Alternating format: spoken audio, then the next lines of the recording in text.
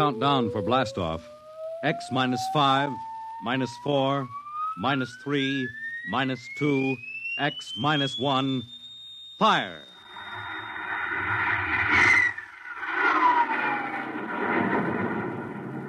From the far horizons of the unknown come transcribed tales of new dimensions in time and space.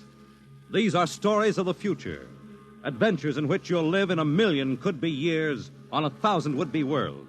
The National Broadcasting Company presents X minus 1.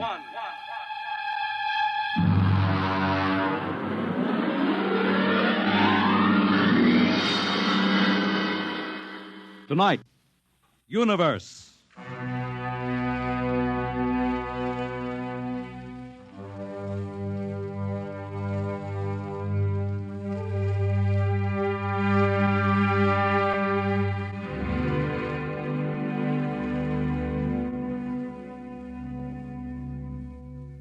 We are just beginning to discover how boundless our universe really is.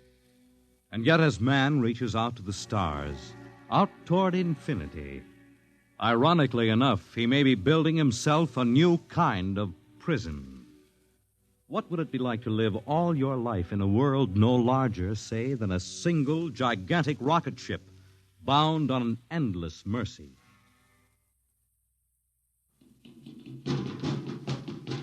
Hugh, look out!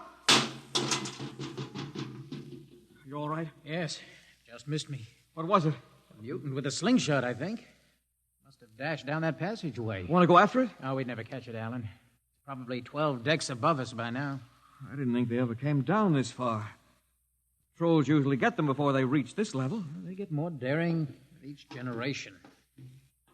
This one looked like a female. Male or female, it might have killed us. I told you this trip was pure foolishness, climbing 24 deck levels to hear a crazy old man rave. All right, Alan, we're almost there now. Let me see, compartment X, 15, level 24.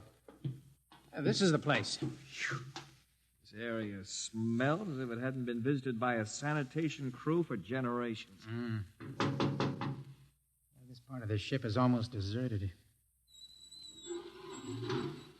Yes? Is this the compartment of John the Witness? Who are you? My name is Hugh Hoyland, cadet from Scientist Barracks. This is my friend Alan Mahoney. What do you want of John the Witness? Well, only to talk. Are you a believer in Jordan? Naturally. I have heard that there are those among the younger scientists who doubt the word of Jordan. To doubt is death. We're not heretics. Ah, enter.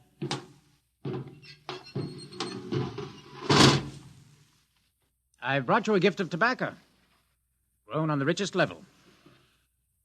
Oh, it smells good. I assure you it's of the best. Wait here. I'll get him.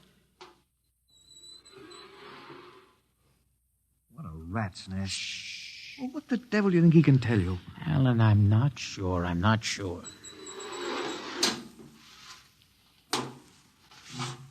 Well?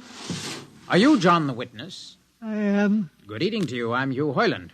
This is my friend, Alan Mahoney.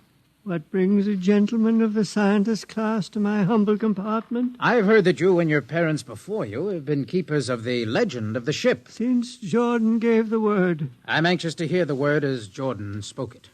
Why? Because our young scientists, well, among them there have been some who talk against the word. There are regulations against such heresy. Still, some of them say the ship has no purpose. They say that we are here accidentally, that we have no more grace in Jordan's eyes than the most deformed mutant who dwells in the highest level of the ship. What shall I say to you? Well, I wish to hear the word from the mouth of one who knows, in order that I may become more convinced. Sit. You have a gift for the witness? The finest tobacco. Good. I will dim the lights. Now pay close attention, for these are the words as my father's father's father gave them to his son's son's son. This is how the ship came into being, how our people were created. In the beginning there was only Jordan, thinking his lonely thoughts. Out of his thoughts came a vision. Out of the vision came a planning, and out of the planning came decision. Jordan's hand was lifted, and the ship was born. Mile after mile of good compartments, tank after tank for gold and corn, ladder and passage, door and locker fit for the needs of the yet unborn. He looked on his work and found it pleasing, meet for a race that was yet to be. He thought of man, and man came into being.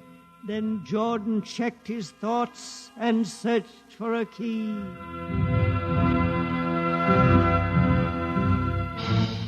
Man untamed would shame his maker. Man unruled would spoil the plan. So Jordan made the regulations, and order came to the works of man. A crew he created to work at their stations, scientists to guide the plan. Over them all he created captain, made him judge of the race of man. Thus it was in the golden age. These are the true words? As my father's father taught them. But what of the strange beast-like people on the upper levels of the ship? Surely Jordan did not create them. Jordan is perfect. All below him lack perfection. You have heard of the legend of Huff? I have heard that he mutinied against Jordan. Darkness swallowed the ways of virtue. Sin prevailed upon the ship. And before wisdom prevailed and the bodies of Huff and his followers were fed into the converter, some of the rebels escaped and lived to father the mutants. They are tainted with the sins of their fathers. Witness, one more question. Speak. What is the ship? The ship is a great sphere, 25 kilometers wide and 100 levels deep. I know that, but the upper levels. The regulations forbid us to venture into the upper levels, but it is said that beyond the levels of the mutants lies the forbidden place where Jordan's spirit prevails. So I've heard, yet something troubles me. Something which prompted my coming here. Yes, my son. What lies beyond the ship? What? What lies beyond the ship? This is heresy. Answer me. I will not permit such talk. The ship is complete. The ship is universal. The ship is everywhere. The ship is endless. Your mutterings are those of a frightened old man. They answer nothing. You question the word? I think you lie. Hear me, Mr. Hoyland. For what you have already said, I can have your body fed into the converter, your soul launched on the endless trip. You threaten me. Hugh, for Jordan's sake. Do you think I fear this dried fig of a man? Hugh! Sir, my friend is impetuous.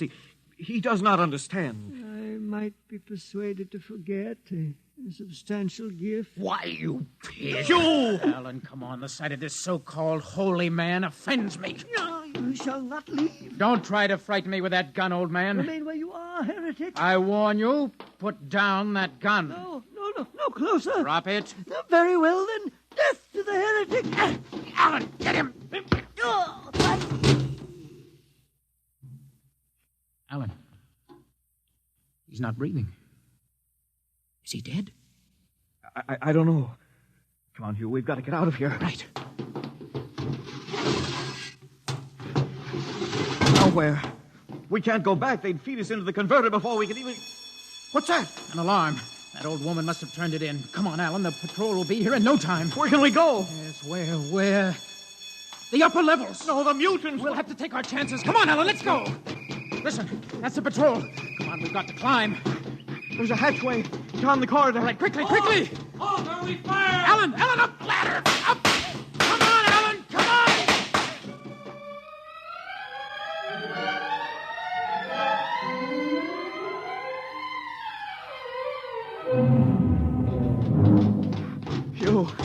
Hugh, wait.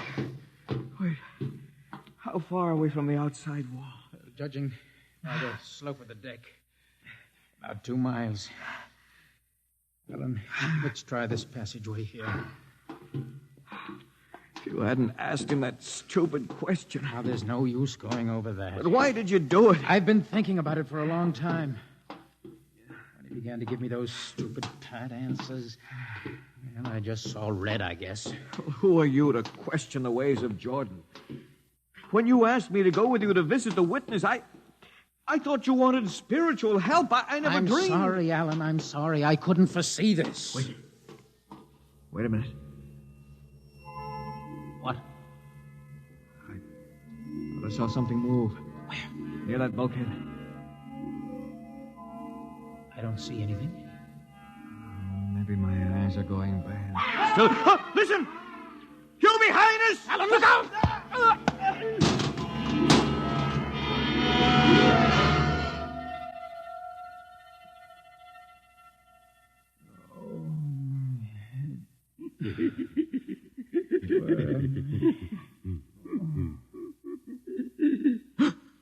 No. What are you? Give away that knife. Keep away from me, you. Right, Bobo, don't kill him. Not yet. Who are you? You must forgive my friend Bobo. Like so many of my people, he's rather impetuous. We're members of the so-called super race, I think. Who are you? What place is this? As you can guess, from my leg, I'm a mutant. Mutant. Where is Alan? Your friend is dead. Dead. I was not able to restrain my people in time to save him. Why don't you destroy me and get it over with? We do not kill for pleasure, Mr. Hoyland. Only when necessary. You know my name? I read your identification tag. Who are you? Mutants can't read. My name is Gregory. Gregory? I'm a leader of my people. You see, although we are unfortunate in our heredity, Mr. Hoyland, many of us are quite intelligent. And why do you live like animals? We'd rather live like free animals than like regimented slaves, as you do. I've heard you practice cannibalism. Undoubtedly, you hear many things about us. You turn your head. Why? That monster. I've never seen a creature like him. Bobo is an unfortunate. He was born without the power of speech. How can you tolerate such a monstrosity? We've learned to live with difference. If we began to destroy our imperfects as you do on the lower levels, there would soon be no one left. It violates the regulations. The word of Jordan You know, states Mr. specifically Hoyland, that... your people are really quite primitive and barbaric. You dare say that to me? I dare say a good deal more. Let us go to my compartment and speak further. I'm always interested in information on the lower levels. I'll give you no information. Bobo. No. I want Mr. Hoyland in my cabin, please. No! I would advise you to go quietly, Mr. Hoyland. Bobo has a hatred of superior beings, which is unfortunate, but quite understandable. Proceed.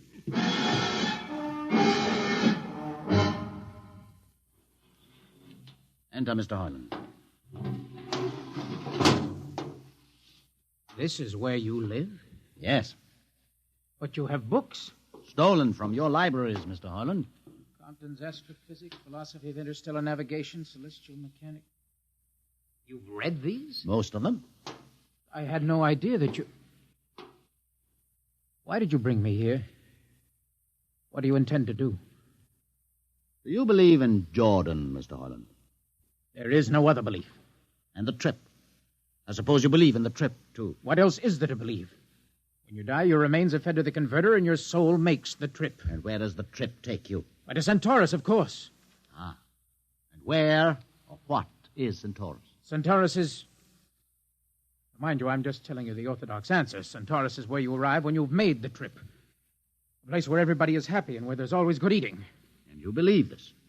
Well, the peasants believe it literally, but many of the younger scientists, like myself, know it is figurative and symbolic. Why do you ask? Did it ever occur to you, Mr. Hoyland, that the trip is exactly what your peasants believe it is? What? And that the ship and all the crew were actually going somewhere, moving? The ship can't go anywhere. It already is everywhere. Imagine a place bigger than the ship, much Bigger? with the ship inside it, moving inside it. There can't be any place bigger than the ship. There just wouldn't be any place for it to be. Oh, for half's sake, listen. You know the lowest level? Of course. If you started digging a hole in the lowest level, where would that hole go? It's forbidden to think such thoughts. Where would it go? I can't think about it. Bobo, we're going to take Mr. Hoyland to the place. No. Where are we going? To the top level. But that's certain death. Nonsense. I've been there 1,000 times. Come along. No, I won't. I won't. You can't make me. I think we can. No, please. Now, shall we proceed peacefully, or shall I have Bobo persuade you?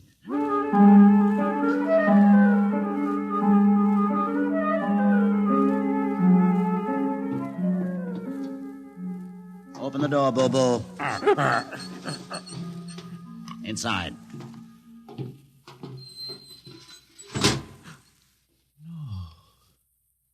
What place is this? This, Mr. Hoyland, is the main control room. Why, Mr. Hoyland, you're trembling. It isn't true. No. No, there's no such place except in mythology. Ah, you younger men are so wise, Mr. Hoyland, except for one thing. This happens to be the main control room of the ship. Main control? But it's just a huge room with an instrument panel. And what did you expect? How do you know this is the main control room? See these instruments? Using them, the navigator many hundreds of years ago actually steered the ship on its voyage. I don't understand. I didn't suppose you would. Sit down. Very well. Look up. What do you see? A huge shield. Watch it for one moment, Mr. Hoyland. You're going to see something that few of us have ever been privileged to witness. What are you doing? I'm dimming the lights. Don't be frightened. Keep your eyes focused on the shield above us. Ready? Watch. It's sliding back. Ghost of Jordan. Well? What am I seeing? The universe, Mr. Hoyland. The universe in all its beauty. The stars, the planets, the suns and moons and constellations. No, it can't be. The ship is the universe. There is nothing but the ship. Ah, but there it is. You see it before your eyes, spread out like a canopy of glory. Do you still deny it? Answer me, Mr. Hoyland. Do you deny it? No, I can't deny it. They've lied. They lied to all of us. Good. I have showed this to others of your people whom we captured, and though they saw it before their very eyes, they would not believe it. Please tell me all about it. Tell me the truth about the ship and about the universe. What are these things? How did this come about? Many thousands of years ago, on a planet like those you have just seen, a planet called Earth, a scientist named Jordan decided to build a ship that would carry men from one planet to another. For many years, Jordan and thousands of others studied and planned. And when they were finished, they built the ship. A ship so large that it had to be assembled in its own orbit beyond a place called the Moon. 60 years it took them to construct. And when it was finished, a whole new science had been conceived. Then the trip was begun.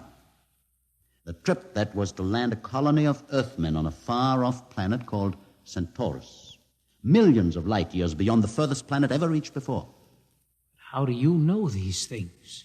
Among my books are the log, which Jordan himself kept, and the records of the journey for the first 40 years. What happened? There was a mutiny. A man named Huth led a rebellion of those who wanted to turn back. In the struggle, the navigators were killed. The crew fell into a state of anarchy.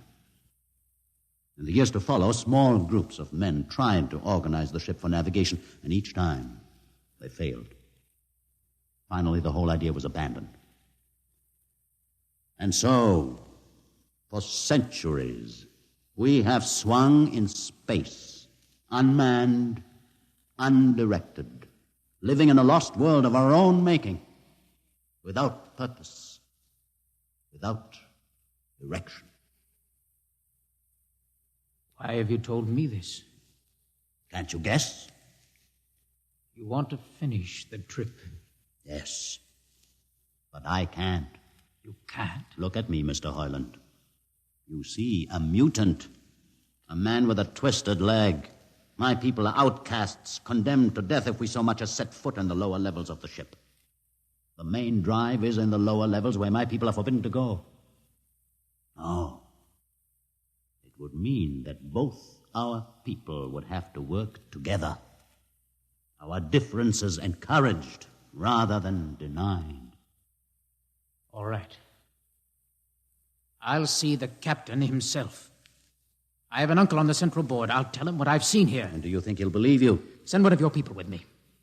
That's asking a good deal. I'm risking a good deal by going back. Very well. Bobo will go with you. Bobo? He can't talk. There will be no need for talk. I will write a message guaranteeing safe conduct for a group of unarmed scientists to visit the main control room. Bobo will take you safely through our territory. What happens when you reach your own level is up to you.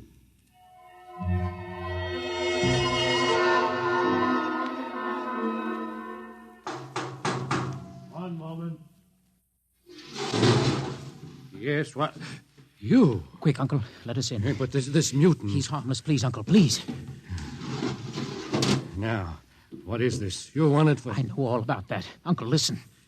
I must see the captain. The captain? Are you mad? Uncle, you're a council member. You can get me to see He'll him. kill you. You're wanted for heresy. I don't care. I must speak with the captain.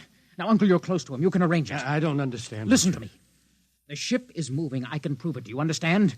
There is a purpose in the ship. I don't understand what you're babbling about. Now, never mind. Just talk to the captain. Tell him I have information of tremendous importance. Tell him I've arranged a truce with the mutants. Truce? Here, show him this paper. Signed by their leader. Do it, Uncle, for my sake. I don't know what... Uncle, please, if I'm to die, let this be my last request to you. Very well. I'll speak to the captain.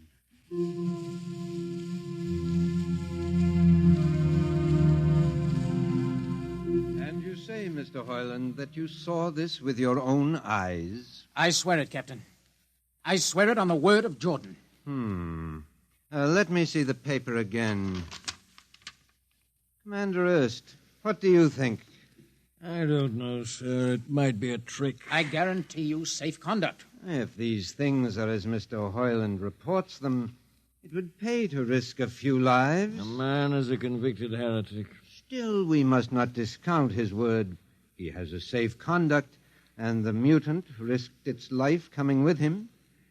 I think we might investigate. Captain, you mean you will do it? I will have an expedition outfitted. Dismissed, Mr. Hoyland. Thank you, sir.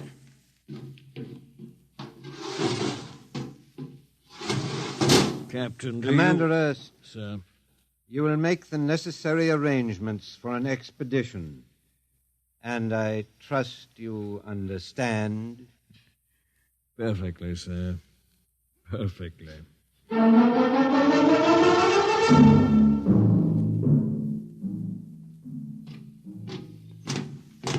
Lieutenant. Mr. Hoyland? You better halt your men here. This is the spot. Patrol! Halt!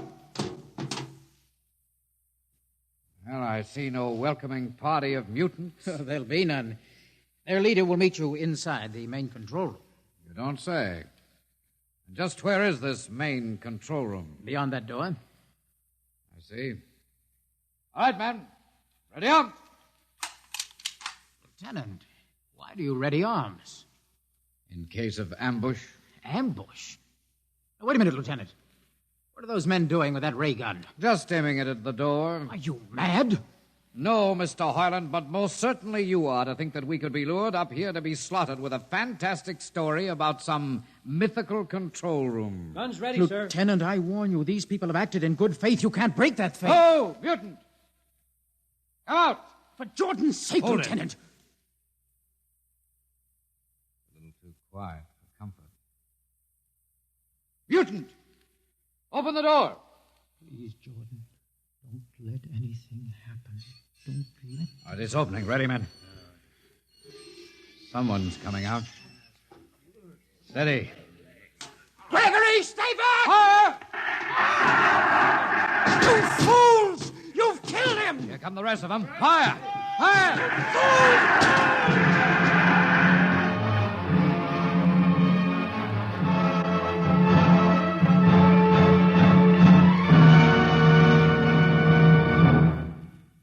That should teach them a lesson they won't forget. All right, men, inside the room. Come along, Harlan. You're under arrest as a conspirator in this ambush. Ambush, you fool. You blind, stupid fool. All right, that'll be enough. You've been inside this place before? Yes. What's this machinery?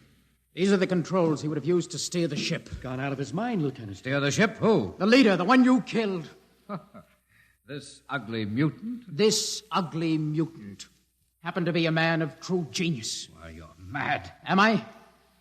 Lieutenant, this man had a vision which would have saved you, but you chose to kill him because you couldn't stand the sight of his difference from you. Shut up, Highland. Don't listen to him, man. You can't shut your eyes, and you can't shut your minds, and you can't shut your ears to this! The roof's moving back!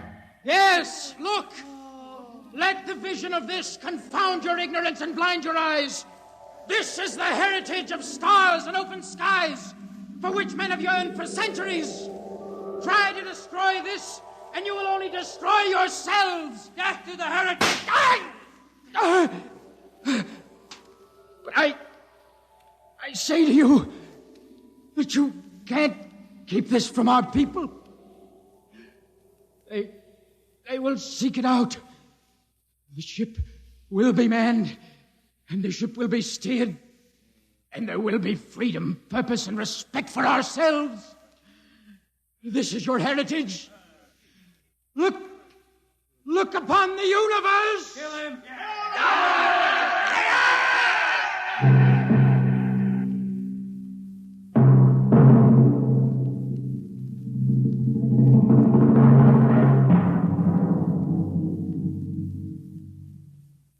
X-1 has just brought you Universe, a story written by Robert Heinlein and adapted for radio by George Lefferts.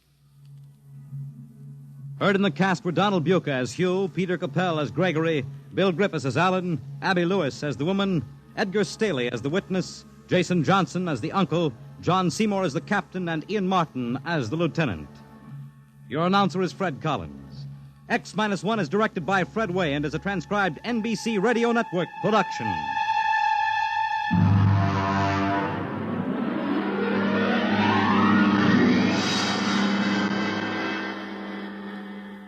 And now, next week we have a strange story to tell. A sweet, blood-curdling little story that is really only 2 sentences long. The last man on Earth sat alone in a room, and then there was a knock on the door. What knocked on that door? You'll find out next week on X-1.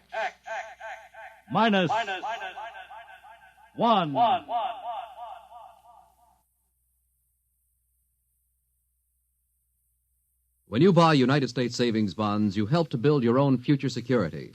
Here's an opportunity to save systematically for long-range personal objectives. So invest in United States savings bonds. Now follow the Abbotts to mystery and adventure over most NBC radio stations. Countdown for blast off. X-5, 4, 3, 2, X-1, fire.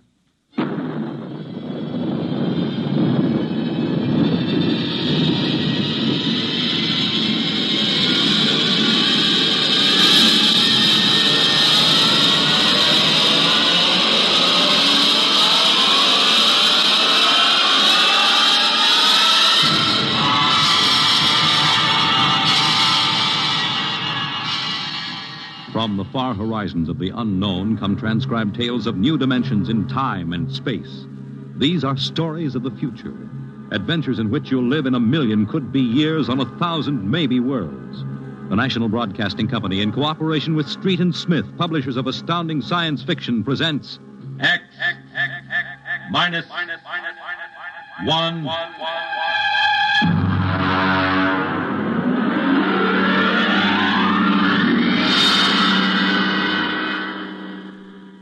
Tonight's story, 0 Hour, by Ray Bradbury.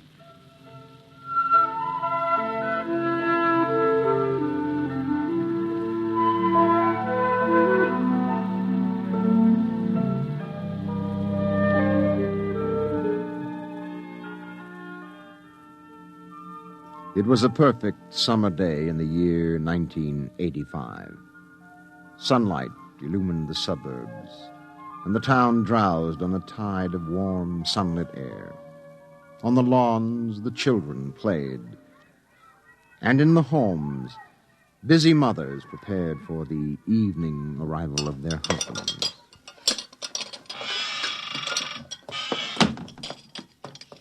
me, Mom.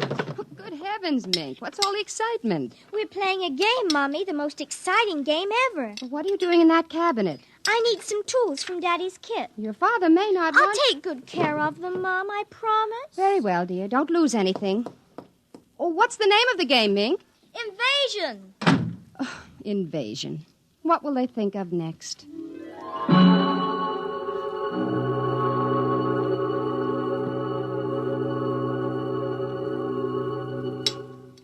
This, and this, and this, and this. Put that over there and bring that over here. No, you ninny. Now get back while I fix this. They want it this way. See? Sure. Just let me fix this. We'd better talk to Drill and get some more instructions, Art. Where is Drill? Drill? Hey, Drill! Drill! He's in the rosebush, I think. I'll talk to him myself, and you write it down on the pad. Okay. Drill? Drill? Okay. Drill wants you to write down triangle. What's a triangle? Never mind. Drill will tell us when he wants us to know. It helps the invasion. Well, how do you spell it? Drill, how do you... Shh! Mink, here's your mother, looking out the window. Mink? Who are you talking to? The rosebush, Mom. Only it's not really a rosebush. That's Drill. Well, who's Drill? He's planning the invasion. Oh, what an imagination. You'd better come in, dear, and clean up for supper. In just a second, Mom. Art, did you write down what Drill just said? Yup. 4, 9, 7, and A, and B, and X, and a fork, and a string, and a hexagony. Hexagonal, Droopy. Oh. Come in, Mink. Supper's in 10 minutes. Okay, Mom, just a minute. I have to tell Drill. I wish we didn't have to eat, though. It holds up the invasion.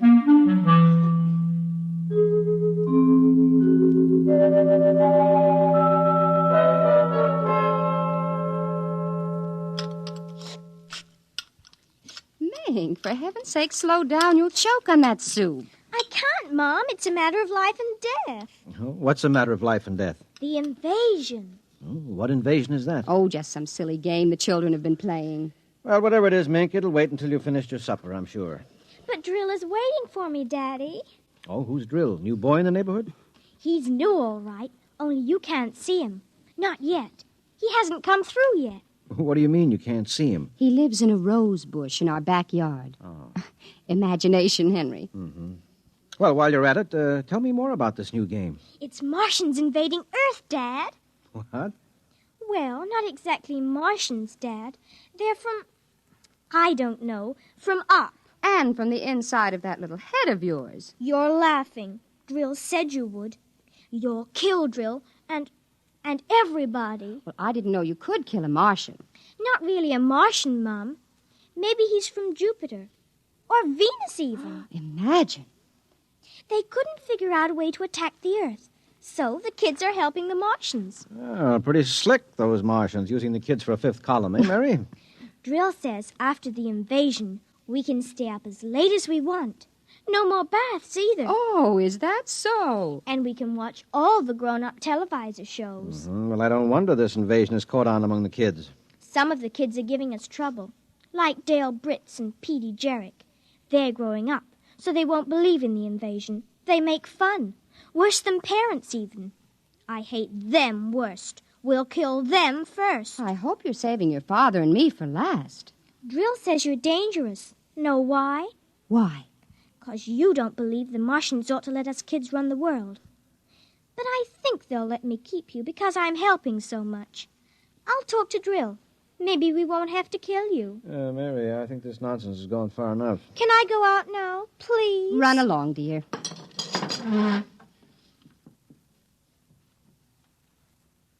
Don't worry, Dad.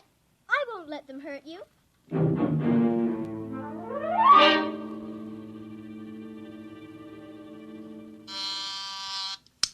Televisor. Oh, would you please connect me with Mrs. Helen Rogerson on Channel 72Z, Pittsburgh, Pennsylvania. What is your channel, please? 817X, New Rochelle, New York. Thank you.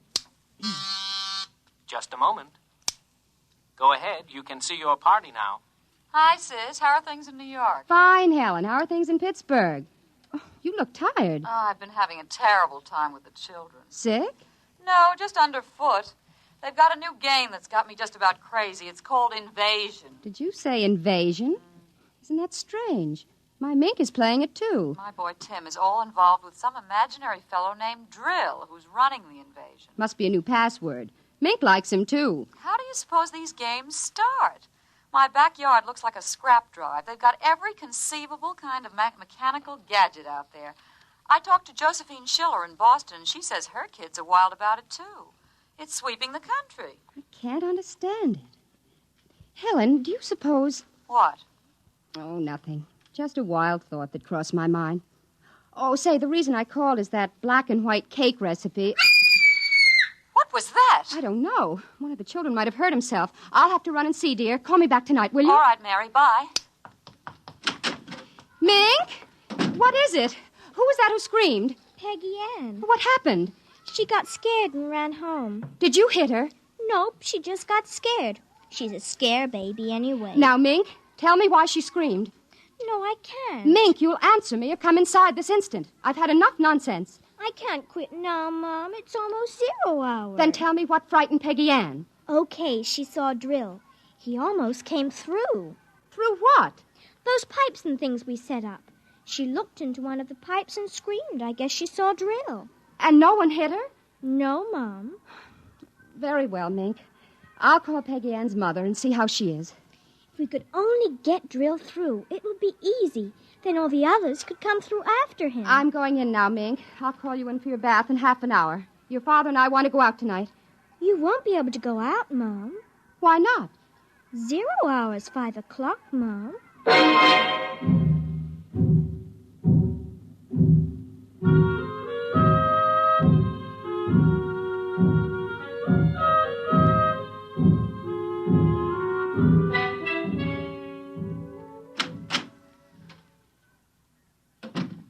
Hello, dear. Oh, you're home early, Henry. Mm-hmm. Thought I'd relax a little before we went to the theater. Where's the little one? Out back. Oh, same game? Mm-hmm. Same game. They've got a stack of pipes and hammers and spoons a mile high out there. Oh, children. Why do we have them? Well, they are strange creatures, aren't they? Even Mink. She's a part of us, and yet... Yeah, look, dear, I'd like to discuss this with you, but we do have a theater date, and it's almost 5 o'clock now, so... Say, what's happened to the kids? They're so quiet.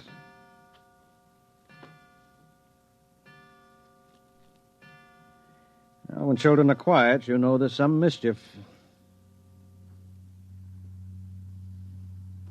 Say, what's that sound? I don't know. Those kids aren't playing with anything electrical, are they? Well, I'm sure they aren't. At least... Just the same, I'd better go out. Henry, ask them to put off the invasion. Good Lord, what's that? Mary, look out the window. Henry! What is it? Where are the children? Mary, why are you shaking? What did you see? Henry! Quick, up to the attic. Oh, they aren't in the attic? Yes, the attic, quick. No, Mary, come back here. Mary, don't go up. They aren't up there. Mary, are you out of your mind? There's no one up here. Quick, shut the door. Lock it. But there's nothing up here. What is wrong with you? Now, Mary, come to your senses. Henry, we've got to stay here and hide. What are you talking about? I saw it through the window. Henry, it was horrible. They weren't making believe. It is an invasion. Oh, Mary, for heaven's sake, let's get down out of this attic and talk this over sensibly. I want to find out if Mink is all right. She's all right. I saw her. She was leading them around the corner of the house. Leading who? The kids? Shh. Listen. Well, there's nothing. Listen. The front door. They're coming. Good Lord, those kids sound like 50 men with boots on. No, not men. Oh, please, God, don't let them find us. Don't let them, please, God. I don't understand this. Who's there? Don't shout, they'll hear. Who's down there? I demand that you answer me. Oh, they're coming. The whole house is shaking. Who's there? Hush, please be quiet. They might go away. Henry. Mom? Dad? Are you in the attic? Henry, listen. That's Mink. It's Mink. We've got to save her. Henry, don't you understand? She's leading them. What? She's leading them. She's on their side, Henry. Oh, please, God, forgive them. The children on their side? She told us, but we wouldn't believe her. Shh, listen. They're coming up. Oh, God. Mom, Dad, we know you're in there. I guess you better melt the lock drill. Henry, the lock. It's melting. The door. Oh, dear God. Mom, Dad? Oh, I see you now. Peekaboo!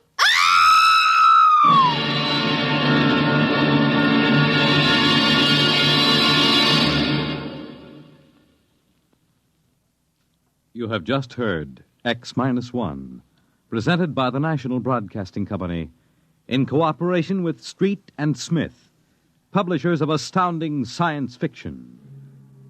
Tonight, by transcription, X-1 has brought you 0 Hour by Ray Bradbury, as adapted for radio by George Lefferts. Featured in the cast were Nina Reeder, David Pfeffer, Peggy Lubin, Les Damon, Raleigh Bester, Bob Hastings, and John Larkin. X-1 was directed by Daniel Sutter and is an NBC Radio Network production.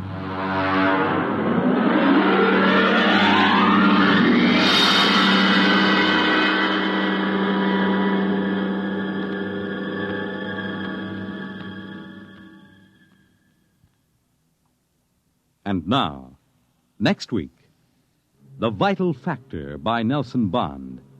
The story of a man who sought to rule the universe and then discovered that this formula for gaining that power was minus one precious ingredient. You'll hear it on X-1.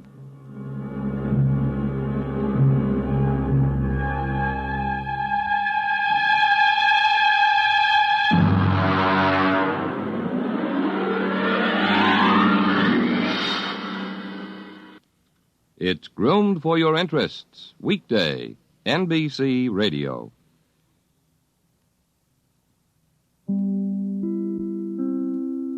In just a moment, X-1. But first, an important subject in these days of snow and blizzard is how to fight the common cold. And tomorrow, NBC's Weekday deals with this problem in a special feature by Dr. Leona Baumgartner, New York City Health Commissioner. Yes, it's NBC's Weekday to keep you up to date in every field, from health to housekeeping, from politics to pots and pans. And there's also the best variety entertainment on Weekday, tomorrow headed by Metropolitan Opera star Robert Merrill. Listen every Monday through Friday to NBC's Weekday. And now stay tuned for X-1. Countdown for blast-off. X-5, 4, 3, 2, X-1, fire.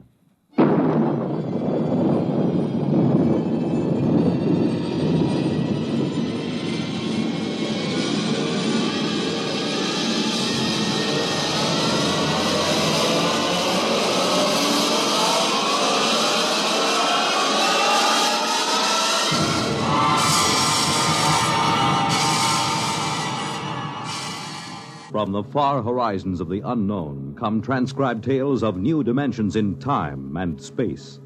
These are stories of the future, adventures in which you'll live in a million, could be years, on 1,000 maybe worlds.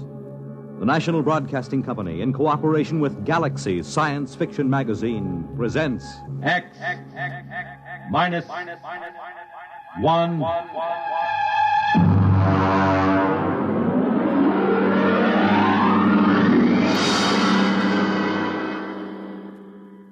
Tonight's story, $1,000 a Plate by Jack McKenty.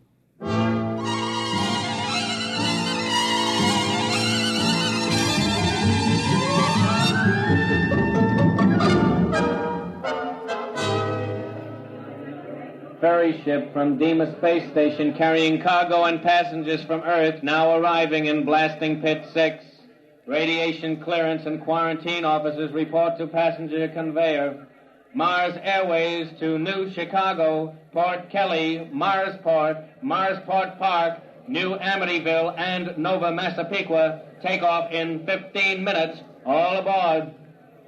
Excuse me, sir. Could you help me? Sure, buddy. What'll it be? Cards? Dice? A little shot of distilled huckleberry? No, I just wondered if you could direct me Brother, you came to the right man. I can direct you anywhere you want to go. That's what I'm here for. You just get off the ferry? Yes, I came on the Phobos Queen. Yeah. You know you can spot him in my business. All right, what'll it be now? Well, I want to know how I can get to the observatory. The what? The Mars Observatory. You know, the Astronomical Research Center. What do you want to go there for? I work there, or at least I will. No kidding. Mm-hmm. You're one of them double-dome stargazers, huh? Yes, I'm an astronomer. Yeah, I heard there was a lot of you guys out there under glass, but I don't get out of town much. I got to keep my hand in, you know. Are you sure you wouldn't like a little flutter before you settle down in your rut? No, I never play cards. Occasionally a little chess. Uh-huh. I don't know if they got any chess in any of the casinos, but if you want, I could arrange it. You know, play against the house, $5 apiece for the kitty, and a C-note for checkmate. No, thank you. Can you direct me to the observatory? Well, you'll have to get a sand hack. None of the regular buses go by there. They just hit the casinos on the strip. Hey, I'll tell you what. The next ferry won't clear for another half hour. I'll walk you over to the hack stand. Well, thank you. That's very kind of you, Mr. Just call me Pusher. It's on account of my occupation, you know. Oh, I see. I'm Enright C. Bensinger, Dr. Bensinger. Well, it's a pleasure, Doc. Right this way. Well, this isn't exactly what I expected. Your first trip to Mars, huh? Yes, it is. Well, you'll get used to it. Out this way. Adjust your gills. Gills? Sure. But what do you think you're going to breathe outside that door? There isn't enough oxygen on Mars to keep a mouse alive. They gave you a standard issue when you got off the ferry. It's in that bag. Oh. Yes, I'm afraid I was reading when they explained it. The quarterly journal from the Harvard Observatory, you know. Hmm? Oh, yeah. I never miss a copy. Now, look, you put the nose clip in, see, and crack the valve. This way it compresses enough air to keep you going. Okay? All right, let's go. Cold. Sure, it's cold. Sand hacks are right up the street there. Beautiful. All the colors in the sky. I am surprised, though, in an atmosphere this thin, the sunset shouldn't be as spectacular. That ain't the sunset, Chief. That's the new sign on top of the Canal Casino. Right there behind you, see? Fun. Yeah, but if you want a square shake with the dice, you go to Harry Harvey's place, the Red Sands Hotel. I suppose the seeing is excellent. You're telling me. You know, he's got a line of girls like you never see nowhere else. Oh, I'm afraid I meant astronomical seeing. The telescopes, you know. Hey, you got an idea there. Telescopes. What's that? Nothing. Fireworks. It's a Mardi Gras. A what? Mardi Gras. You know, big party all over town. Parades, costumes, liquor, fireworks, gambling. You know, big celebration. Well, what's the occasion? An eclipse of the two moons. Oh, but that occurs very frequently. Oh, sure. You'd be surprised how much a Mardi Gras ups the take on the strip. Well, here are the sand hacks, and look, don't let them hackies charge you more than $15 for the trip. Just tell them you know me. Just tell them Pusher sent you.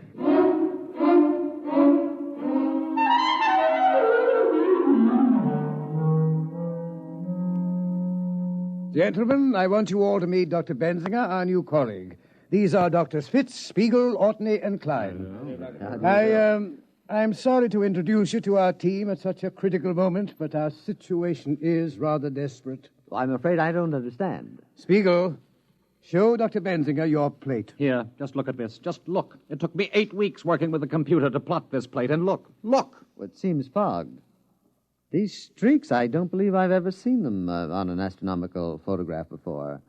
What are they? Skyrockets, that's what they are. Skyrockets. Morton, I tell you that they fired them in our direction on purpose. All right.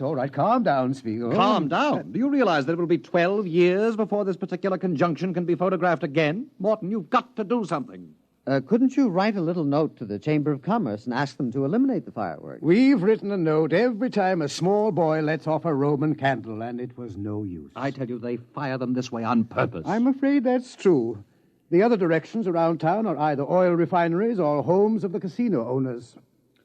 I don't suppose there's any chance of moving the observatory, then, out into the desert. My dear Dr. Bensinger, we'd have to bring in crews to tear it down, other crews to move it and set it up, not to mention breakage and replacement, which would involve more freight from Earth at $7.97 per pound, dead weight. As it is, the immense costs add up to a staggering total. Do you know what a single photographic plate costs us, counting overhead? $1,000. Well, then what is the answer? Another letter to the town council, I suppose. Let me write it this time, Dr. Morton. My grandmother used to have several rather picturesque phrases which I believe I could translate. No, Spiegel. Dignity, remember? We are an adjunct of Harvard University. Dr. Spiegel, I shall ask you and Dr. Benzinger to accompany me in person to the town council. Surely they cannot turn down a rational request in the interest of science.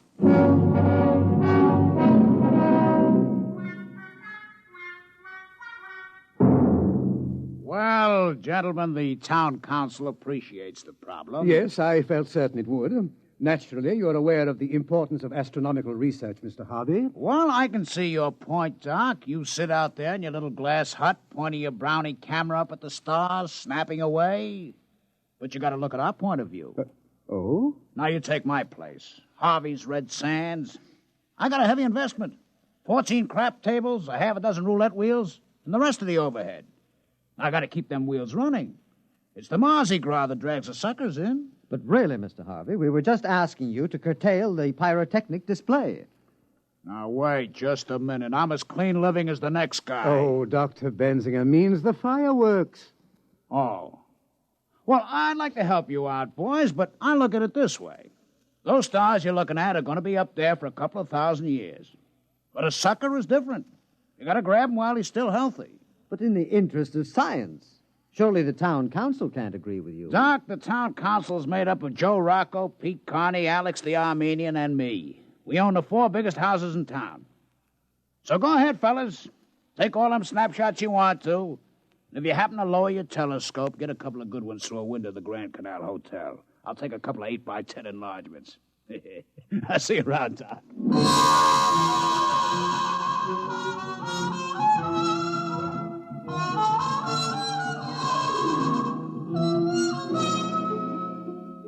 Well, I'm afraid the town council was no help. They just remain insensible to reason. Well, I'm afraid the only thing those gentlemen understand is money. My dear Dr. Benzinger, the smallest bet allowed in Mr. Harvey's establishment is approximately the same as your monthly salary. Oh. Dr. Morton, suppose the gambling operators were suddenly to lose a great deal of money. They never do. Of course, with the ordinary layman playing against them. But suppose the best scientific brains were to concentrate on a simple matter like the probabilities of a given roulette wheel, or the combinations and permutations applicable to a game of poker. We could put the main computer on it. Doctor, are you seriously suggesting... Well, I think he's got a point. If we could give those casinos a shellacking, they might stop the fireworks just to get rid of us.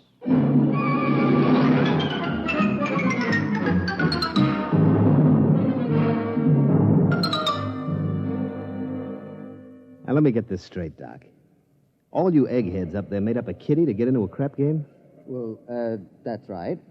I thought you might direct me to the largest establishment, Mr. Harvey's place, I believe. Now, look, Doc, come over here. Mm-hmm. No, over here in the corner. Now, look, I'm a pusher. See, my job is to take these tourists by the lapel and shove them in front of a dice table quick before they spend any of their lettuce foolishly on food and lodging. But these rubes, they come here expecting to get took. They don't miss it, you understand? It's all part of a good time. But you guys out there running your Harvard peekaboo racket, you're different. Now, what do you want to get mixed up in this for? You take your peanuts home and shove it in a piggy bank. Save up and buy yourself a new telescope or something. I appreciate your solicitude, Mr. Pusher, but I'm quite determined. Which way is Mr. Harvey's place? Well, if you've made up your mind, the bus leaves from right over there in about 15 minutes. Get a round-trip ticket, because Mr. Harvey don't want no suckers stuck without they got car fare away from his place. I shouldn't worry about that. Frankly, I expect to leave Mr. Harvey flat broke. I'll see you just before dawn.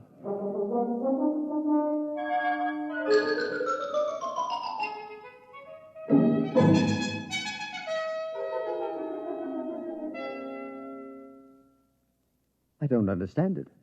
I just don't understand it. But what happened? Luckily, a certain Mr. Pusher was generous enough to lend me $15 for a sand hack. Otherwise, I would have had to walk. Well, that was rather decent of him. Well, not exactly. He said he gets a percentage when he pulls in a ripe chump. You mean it's all gone? Every dollar. I just can't understand it. I kept careful notes. I followed the formula that was worked out by the computer. I calculated the odds by slide rule, carrying them to the 4th and 5th decimal place. I just can't understand it. Mr. Pusher said that I had a frigid digit. A what? A cold finger. I gather that's the opposite of a hot hand. But according to the games theory as outlined in the last International Congress of Theoretical Mathematics... Unfortunately, at the last Mathematical Congress, they weren't trying to make a 4 the hard way. There they go again, skyrockets. I was hoping to get at least 3 plates in before they started. And the crushing blow occurred when Mr. Pusher offered to sell me my horoscope. No. Yes. Oh. He said anyone was a fool to get into a dice game if the stars weren't right. Now, there's an example of what we're up against. Medieval superstition existing side by side with hydrazine rockets and nuclear space drive. Shocking! I'm not so sure. Might be a good idea. Dr. Morton sent for the staff psychiatrist. Benzinger has scratched his reflector. No, gentlemen. Pusher was right. Every man who's going to gamble should have a horoscope. It's very important to know what the stars say. What are you talking about? And where on Mars is the place best equipped to tell you what the stars say? Oh, no. Dr. Benzinger. Gentlemen, I tell you, it may be a stroke of genius.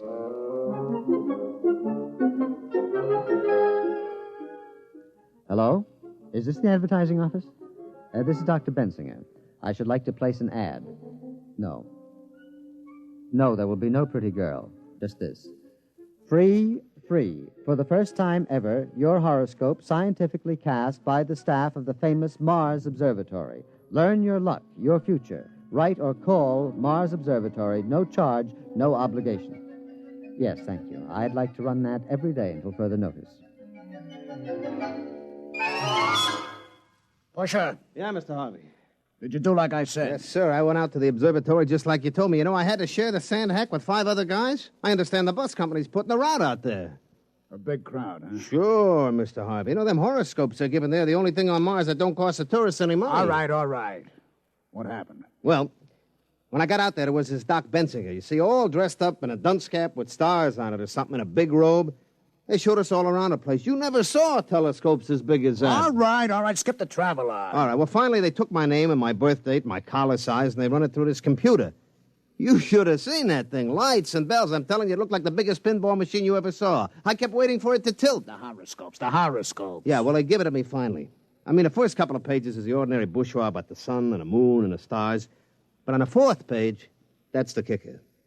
What'd it say? Well, it said that I'd be real lucky at most of the gambling places, but I'd lose my shirt at...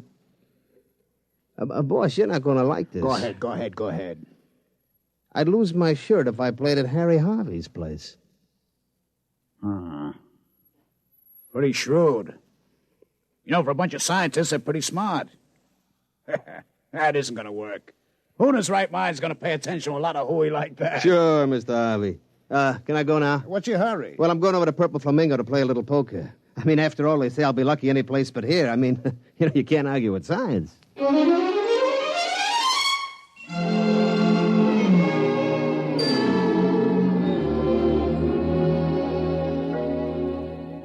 Gentlemen, I think we're on our way. I checked Mr. Harvey's establishment. You could shoot an elk in the gambling room. Empty, eh? There was nobody playing but an elderly masochist who likes to lose. Dr. Morton, we have a visitor. Benzinger, I have asked you please to take off that confounded astrologer's hat when you come into my office. It embarrasses me. Oh, I'm sorry. But, Doctor, allow me to present Mr. Harry Harvey. Hiya. How's business, Mr. Harvey? Yeah. Well, look, gentlemen, let's put our cards on the table. You put a hole in my pocket like I haven't had since I once ran into an honest police lieutenant in Cincinnati. I presume you've come about our horoscopes? Yeah. Let's shoot or get off the foul line. How much? I beg your pardon? How much will it take to lay off? Mr. Harvey, just a promise. What? You're on the town council, Mr. Harvey. Now, the next time the question of tourist entertainment is discussed, we want you to vote against any fireworks display. Well, sure, that's no problem, but look, I'm only one vote. Oh, don't worry, Mr. Harvey. Every one of the casino owners on the council will have his turn to be mentioned in the stars. Yeah? You gonna knock us off one by one like a flight of ducks? Well, that's the general idea. I gotta hand it to you.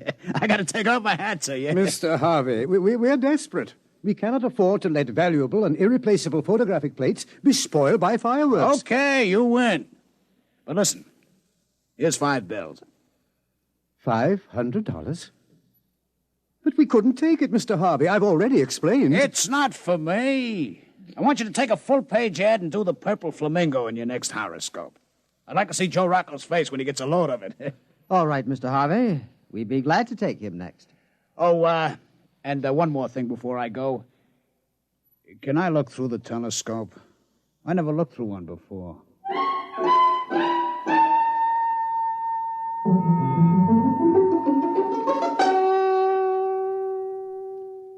Well, that's the last of them. The Red Sands, Frank Land's Paradise, the Martian Gardens, the Two Moons Club. And the Purple Flamingo. Dr. Morton, we've got them all. There will be a meeting of the town council a week from now, and after that, no more fireworks. All those beautiful stars and nebulae and not a misbegotten skyrocket to stand between us. Oh, it's beautiful. Gentlemen, I have some news for you. You have? I am in receipt of an interplanetary radiogram from our parent organization, the Harvard Observatory. Are they going to send the new mass spectroscope? Please. Morton, Earth newspapers carrying accounts of horoscopes published by your organization. Very unscientific. Harvard Board of Overseers aghast. Must stop at once. Find other solution. Signed, L.K. Bell, Director. Well, I thought Thursday was the regular day for personal message delivery. It is. Oh, Mr. Harvey. I asked Mr. Harvey to wait in the washroom. He brought the message down. Oh, sure. All of us have contacts in the radio office. We can get a hold of messages a couple of days before they clear. Did you come down to gloat over our misfortune, Mr. Harvey? No. You got my promise to help you boys, and I'll stick by you. But the rest of them, well, it's tough, fellas, but business is business. I'm afraid the fireworks will go on as usual. Thank you, Mr. Harvey. Look, what would happen if you brought all the boys out here, showed them around, and then you could offer to name a star after them or something? I'd sure like to be able to point in the sky and say, that's Harvey's star. Well, Mr. Harvey, I'm afraid any stars worth looking at with the naked eye already have names. Besides, Harvard Observatory wouldn't stand for this idea either. It would make as much sense to them as you naming a poker chip after me. But, Dr. Morton, we've got to think of something. We tried rigging up a photoelectric cell. It closes the shutter when a rocket goes up, but it cuts the exposure time too much. But if we can't get these plates, we may not be able to duplicate them for years. Why, right now they're preparing the first trip to a newly discovered planet. And the work of the observatory is necessary to ensure the success of that trip. Now, surely your colleagues will realize that, Mr. Harvey. The future of the human race is at stake. Doc, the only race those jokers are interested in takes place at Tropical Park. Look out there. They're starting the fireworks. All of them heading this way again. No. It's nothing personal. It's just that if we point them any other way, they're likely to splash people. Or maybe set something on fire. You mean if the rockets misfired and get the tourists all wet, there would be trouble? Oh, sure. You couldn't have that. A guy with wet pants ain't going to stand around no crap table for hours. Mr. Harvey, do you really want to help us? Well, sure. I promised, didn't I? Dr. Spiegel, do you think the research library would have any material on pyrotechnics? Bensinger, what do you have in mind? Well, Dr. Morton, I was thinking of fighting fire with fireworks.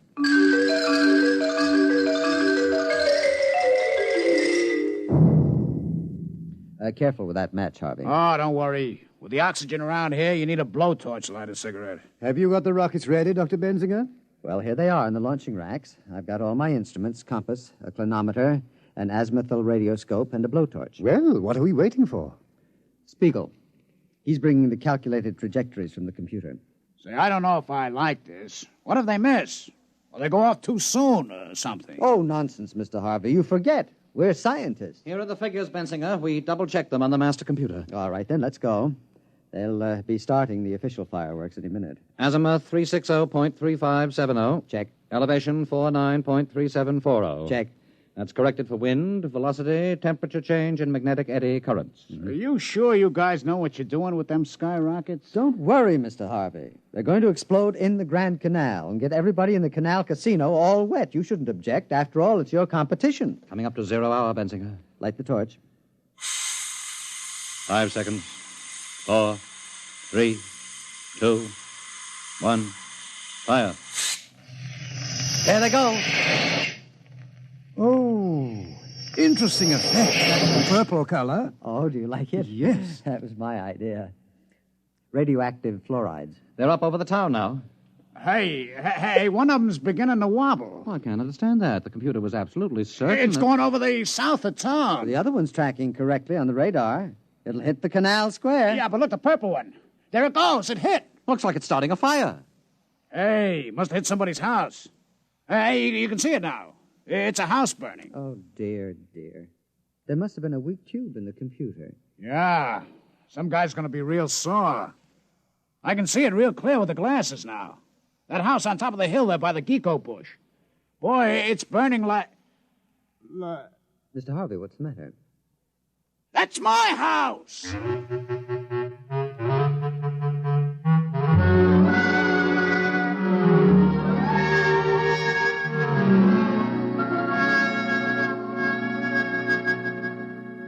Dr. Benzinger, I've called you in to read a letter that I've written to Mr. Harvey. Oh, do you know his address? I believe he's staying at his gambling establishment.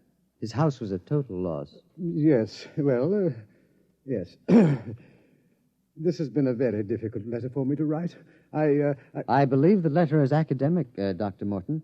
Mr. Harvey is outside. Oh, he is? With 2 very large gentlemen with bulging pockets. Oh, dear. I don't know what to say. Well, Mr. Harvey, what a surprise.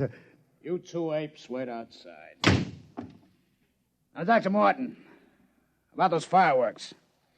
I want you to know I believe in direct action.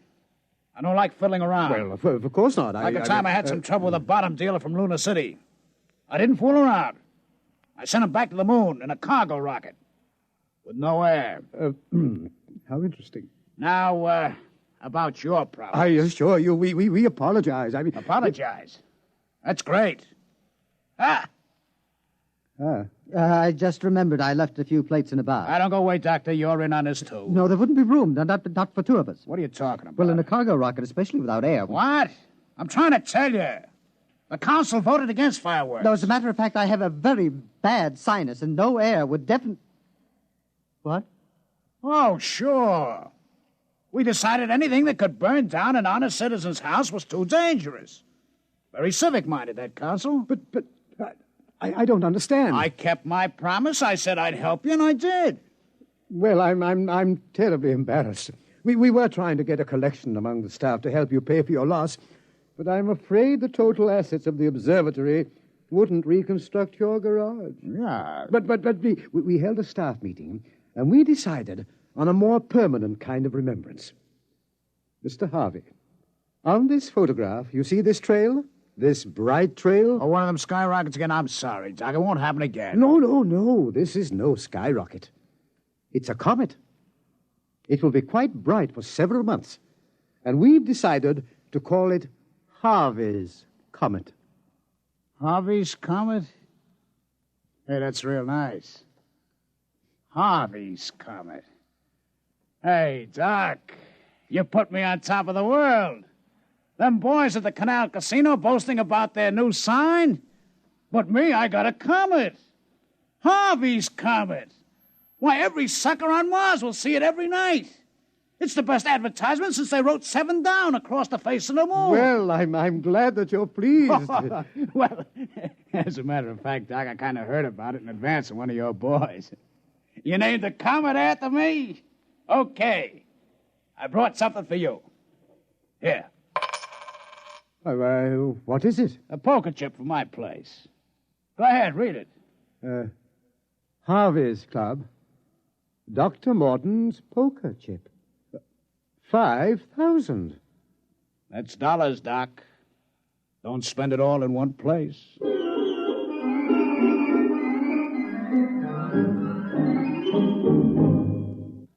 You have just heard X-1, presented by the National Broadcasting Company in cooperation with Galaxy Science Fiction Magazine. Your announcer, Fred Collins. X-1 was an NBC Radio Network production.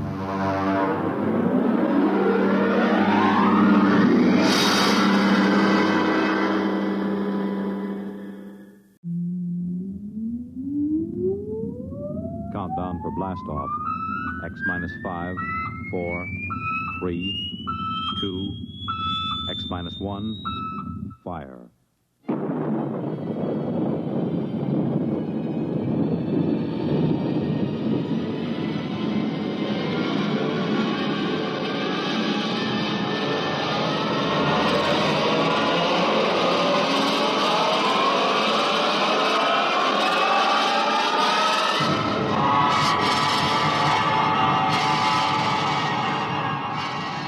From the far horizons of the unknown come tales of new dimensions in time and space.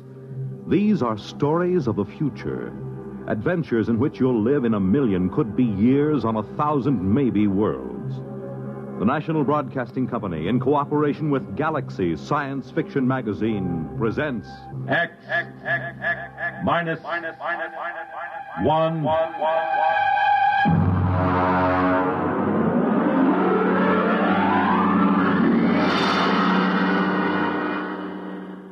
Tonight, the time, 150 years from now. The place, a luxury spaceship en route to Venus. The story, Venus is a Man's World, by William Tenn. 20 minutes after we took off from the spaceport, I was bored stiff. Ferdinand, do stop fidgeting and sit down. I don't have anything to do. Well, I'll read to you and Carrie. Would you like that? No. I want to do something. What's the name of the book, sis? Well, it's titled Family Problems of the Frontier Woman. Doesn't it sound intriguing? Peachy keen. That's enough out of you, young man. Why don't you take a walk around the ship? Can I go with Ferdinand, sis? Well, wouldn't you rather we start the book? You should, Carrie.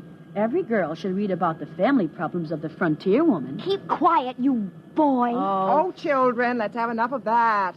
Now, go ahead, run along, you two. And Carrie, look after Ferdinand. See that he keeps out of mischief.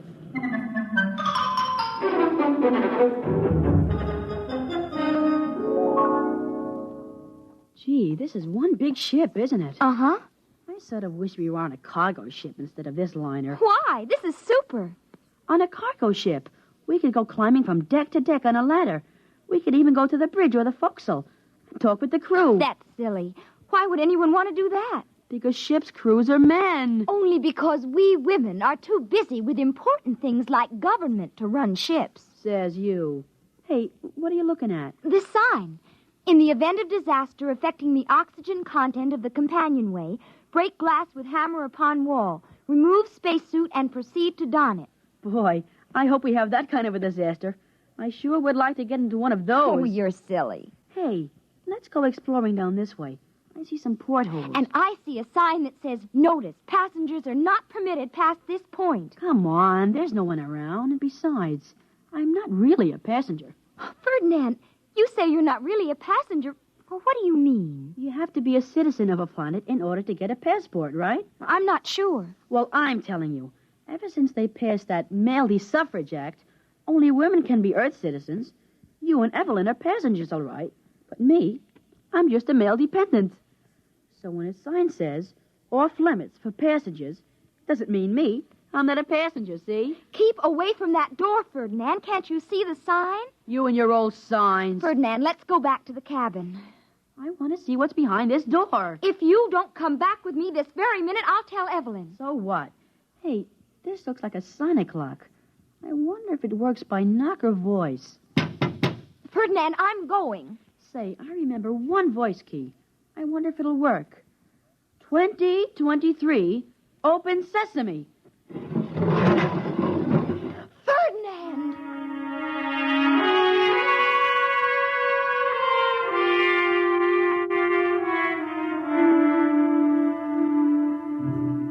Out of all the million possible combinations, I hit it just right. The door clicked open into a dimly lit hole. As the door closed, a hand closed around my throat. The lights came on, and I found myself staring up the muzzle of a highly polished blaster, held by the biggest man I'd ever seen. We just stood there looking at each other for a while, till finally he said... Why, you're only a tadpole. Sir? A little tadpole. I must be getting jumpy enough to splash. My name is Ferdinand Sparling. I'm very pleased to meet you, Mr. I hope for your sake you aren't a tadpole brother to one of them husbandless Anura. Husbandless what? Anura, herd of females looking a nest. I come from Flatway, folks. You're a Venusian? Yep. What part of Earth are you from? And what are you doing on a spaceship to Venus? You know, the 3 out of 4. Yeah, how's that? The 3 out of 4. No more than 3 women out of every 4 on Earth can expect to find husbands. Not enough men to go around, with the Third Atomic War and all. Why, back in the 20th century, some of our best men went to the planets. My sister Evelyn says that by now, most of the men on Earth aren't even worth marrying. That's for sure. Those busybody Anura took care of that. Earth, what a place. I had a belly full. Why did you come in the first place? I came looking for a wife. Women are pretty scarce on Venus. And I heard that there was a surplus of them on Earth. I can't understand why any man would even want to marry a woman. How old are you, Tadpole? 13, almost 14. Well, that explains a lot of things, Tadpole. It doesn't explain why you're heading back to Venus. Because I was in trouble the minute I landed on that woman's world. I didn't know I had to register at a government-operated hotel for transient males. Imagine, they told me a man couldn't say anything in court. All talking was done by female attorneys to a female judge. But I told him off. I told him where I come from, a man spoke his piece when he had a mind to, and his woman walked by his side. Well, what happened? Oh, I was found guilty of this and contempt of that. But I wasn't going to serve all those fancy little prison sentences, so I broke out and stowed away. You mean that you're breaking the law right now? Sure, aren't you? Oh, I guess so. I'm also a man outside the law. We're in this together. Shake, Ferdinand. Ferdinand? That's not a right label for a sprouting tadpole. I'll call you Ford. My name's Butt. Butt Lee Brown. Is Butt a nickname like Ford? Yeah, short for Alberta. But I haven't found a man who can draw a blaster fast enough to call me that. You see, Pop came over in the 80s with the first wave of immigrants from Ontario. Named all of us boys after Canadian provinces. I was the youngest, so I got the name they were saving for a girl. Golly, Mr. Butt, you must have had a lot of brothers. Yeah, full nest. They're Sass. His real name is Saskatchewan. Manny after Manitoba. And Uke, he was named for Yukon. I got one for every province and territory in Canada. Golly, all I have is 2 sisters. Oh? Tell me about them. Well, there's Carrie. She's almost 16. Well, how about your other sister? She a little older? She's old, all right. Evelyn's almost 21. She pretty? Who? Your sister Evelyn. Oh, I don't know. She's healthy. She's got very good teeth. If I know her breed, she's bossy and opinionated. Well, aren't all women? There goes the dinner gong, Ford. You better scat. Growing tadpoles need their vitamins. Could I bring you some chow? I could stuff it in my pocket and sneak it back here. No, thanks. I've stashed away enough provisions. I got plenty of kelp and Venusian mud grapes to last the trip. Oh, you better shove off, Ford. They'll start looking for you. Guess I had better. Well, I'll see you right after dinner, Mr. Butt. Just plain butt to you, Ford. Oh, okay. I'll be seeing you. 2023. Open sesame.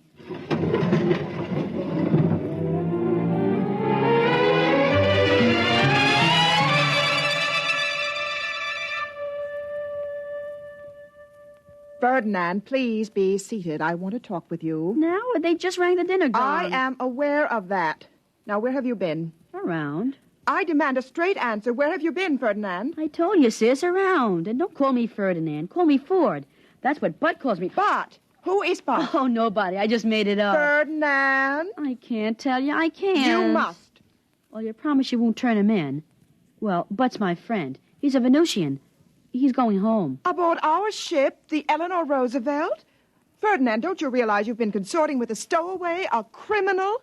What sort of antisocial ideas has this warmongering masculinist been putting into your head? Butt's a nice guy. He asked about you. Oh, indeed. I told him you had very good teeth. Really? Well, take me to this man. I will if you promise not to turn him in. No, I promise.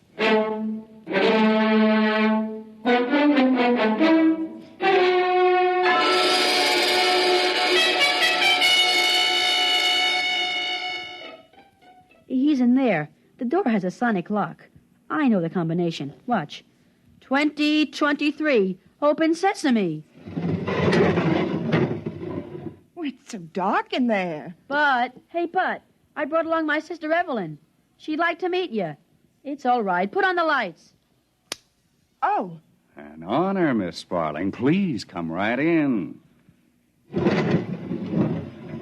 First, Mr. Bott, It's Brown. Butley Brown. First, Mr. Brown, you realize that you are committing two crimes. One, the political crime of traveling without a visa, and two, the criminal act of stowing away without paying your fare. Golly, Sid, that's no way to talk to Bud. I take it you either have no defense or care to make none. I wonder if all the Anura talk like that. And you want to foul up Venus. We haven't done so badly on Earth after the mess you men made of politics. Hear, hear. Yeah, hear, hear. Oh, you keep quiet, Ferdinand.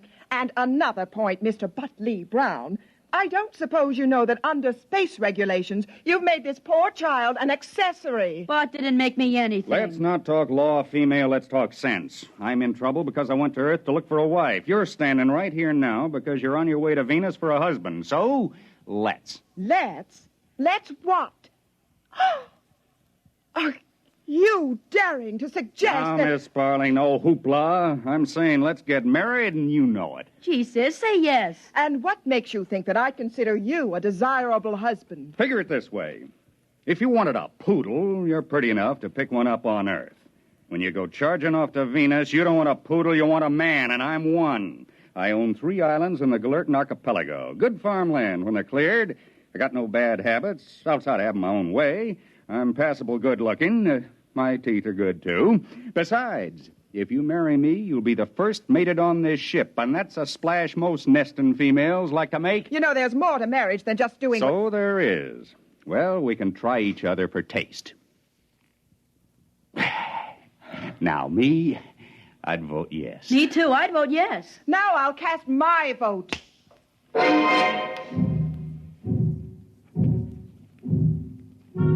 Well, you guessed it. She broke her promise. I suppose the kiss did it. She put it a stowaway to the captain, and he sent the detail from the ship's crew to halt Butt off to the brig. Well, later that afternoon, all the passengers, 300 females and me, gathered in the lounge for the hearing. It's all on account of you. Shush! Don't shush me. You promised your word wouldn't get Butt into trouble. Oh, you snitch. Shush, the captain is rapping for quiet. By authority vested in me under the Pomona College Treaty, the stowaway, a Venusian, Butley Brown, will be tried for violation of Articles 16 to 21 inclusive of the Space Transport Code. Purser, bring in the prisoner. Ladies! Those cheap extroverts, and they call themselves responsible. Ladies! Dear ladies! Thank you, ladies.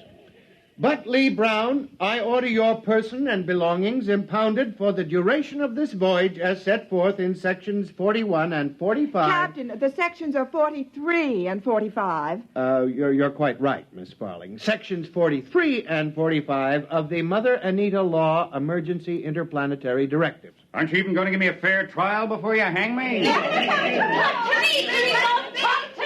Ladies, I beg of you, ladies. Captain, what exactly are the charges against me? You're a stowaway. I can pay for my passage. You can? Well, then I guess we can dismiss the charges. Ladies, gentle ladies. Just a moment, Captain. Yes, Miss Sparling? I demand justice. You can't let him off that lightly. Besides, there's the other charge. What other charge? Assault. That comes under sections 18 through 35 of the MacDonald Law. It does? Well, then would you tell the court in your own words exactly what happened? Well, when I first laid eyes on Mr. Brown, he seemed to be a fundamentally decent chap, despite his barbaric notions on equality between the sexes, or worse. I was positive I could shame him into a more rational social behavior and make him give himself up. Go on, Miss Sparling. Just as I was getting over the colossal impudence involved in his proposing marriage and was considering the offer seriously, on its merits, as one should consider all suggestions, he deliberately dropped the pretense of reason. Get her. Ferdinand! My name is Ford, and you're nothing but a big snitch. You promised not to get Butt into trouble. Your name is Ferdinand, and stop trying to act forcefully like a girl. It doesn't become you. Miss Sparling, did I understand you to say that you were considering Mr. Brown's proposal of marriage? That is true.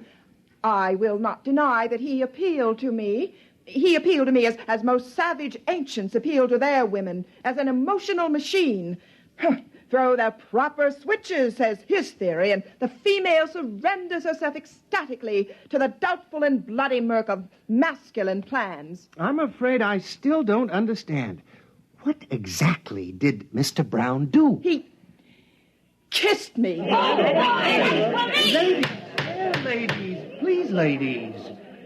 Mr. Brown, do you deny kissing Miss Sparling? No, Miss Sparling, do you deny enjoying the kiss? Your question is irrelevant and immaterial. Oh, she enjoyed it. How would you know? Well, I was right there. I could tell the way she acted.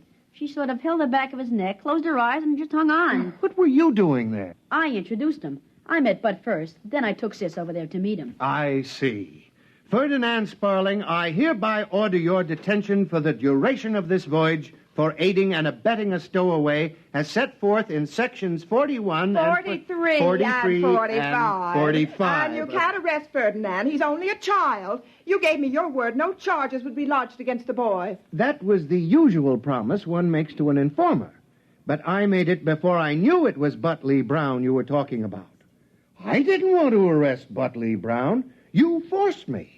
So I'm breaking my promise to you, just as I understand you broke your promise to your brother. I'm afraid both Ferdinand and Butley Brown will be picked up at New Kalamazoo Spaceport and sent terrorward for trial. But I used all our money to buy passage. I'm sorry. You'll have to return with your brother. Of course, there is a way out. There is? Well, tell me, please. Miss Sparling, if you'd marry Brown... Now, don't look at me like that. If you'd marry Brown, he would go on your passport as a dependent male member of your family. Do you think I'd marry that desperado? Why, he doesn't know enough to sit back and let a woman run things. Captain, you should be ashamed of yourself. I'll marry him! Perhaps I should be, but that's what comes of putting men in responsible positions. See here, Miss Sparling, I didn't want to arrest Brown. I'd still prefer not to. The officers and crew of my ship all go along with me. Why not? Men always think like men. They never use logic. They just rely on masculine intuition. Maybe so. This ship's crew are all residents of Earth. But our work requires us to be on Venus several times a year. We wouldn't want to cross any member of the Brown clan. They're all men of influence on the polar continent. No, I wouldn't doubt that for a second. If anyone gets in their way, they merely oxidize them with a blaster. Take Butt. He's a big man in his own bailiwick, the Galertan Archipelago. When he wants to put somebody in office, well, he just appoints them. Mr. Brown has that much influence, you say? Power, actually. The kind a strong man usually wields in a newly settled community. Oh, Mr. Brown, if I marry you, would you promise to see that I'm appointed resident governor of the Galertan Archipelago? No. Attaboy, Bart. Don't give in. Ferdinand, this does not concern you. Mr. Brown, I might even consider a county clerkship. Nope. Stick by your blasters, Bud. Show me you're a real man. Mr. Brown, it would seem to me that if you really want to marry this attractive young lady, a compromise could be worked out. Well, I could make her sheriff. Oh, no. Would the position of sheriff of the Galertan Archipelago be acceptable, Miss Sparling? Yes. Good. I'll marry you here and now. I want to be a bridesmaid. Always a bridesmaid, never a bride. That's me every time. But you shouldn't have sold out. Why did you do it? You don't have to marry her for my sake. I wouldn't care what they did to me. That's all right, Tadpole. I'd do anything for my favorite brother-in-law. I'd sure like to be your brother-in-law. But gosh, you don't have to marry Sis. You can have any one of these 300 females. Why marry Sis? I'm stubborn. What I like at first, I keep on liking. What I want at first, I keep on wanting until I get it. Yeah, but making her sheriff, what's going to happen to our man's world? Don't worry none about that, Ford, my boy. Wait till after we meet and go out to my islands. She'll find herself sheriff over exactly 2 Earth males, you and me.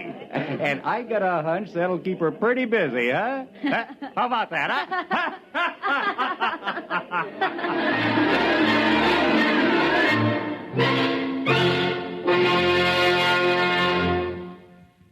You have just heard X-1, presented by the National Broadcasting Company in cooperation with Galaxy Science Fiction Magazine, which this month features An Eye for a What? A story of the Earthmen who thought they couldn't hurt a friendly alien if their lives depended on it. while all the time their lives did depend on it. Galaxy Magazine, on your newsstand today. Tonight, X-1 has brought you Venus is a Man's World, a story from the pages of Galaxy written by William Tenn and adapted for radio by Arthur Small. Featured in our cast were Dennis Belabio as Ford, Bob Haig as Butt, Jerry Ann Raphael as Carrie, John Gibson as the captain, and Frederica Chandler as Evelyn. This is Fred Collins. X-1 was directed by Daniel Sutter and is an NBC Radio Network production.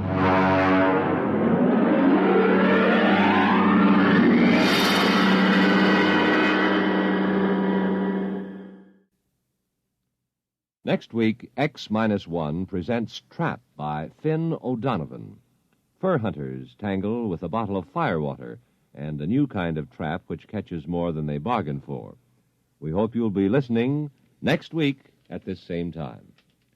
This week, the Boy Scouts are celebrating their 47th year of service to American youth.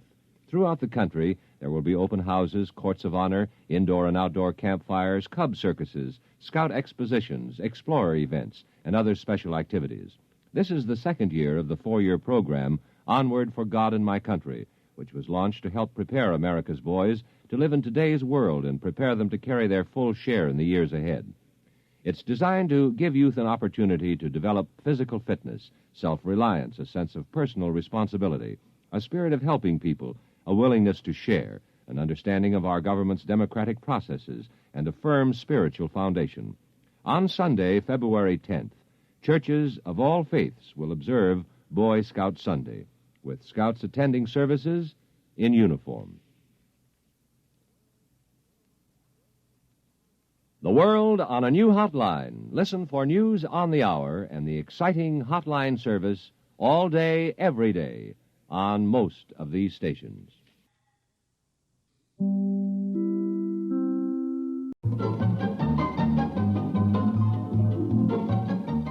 This is Walter O'Keefe, inviting you to listen in on the Nightline. Tonight, live the incredible life of ages yet to come, in a time that might be 1,000,000 years from now, on X-1.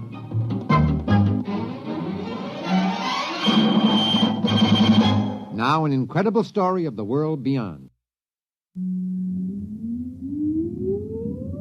Countdown for blast off. X-5, 4, 3, 2, X-1, fire.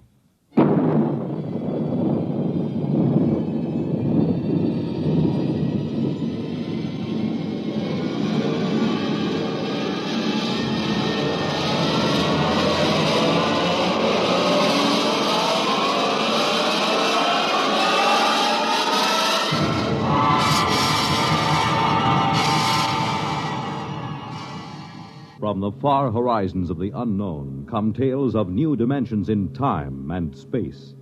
These are stories of the future, adventures in which you'll live in 1,000,000 could-be years on 1,000 maybe worlds. The National Broadcasting Company, in cooperation with Galaxy Science Fiction Magazine, presents X-1.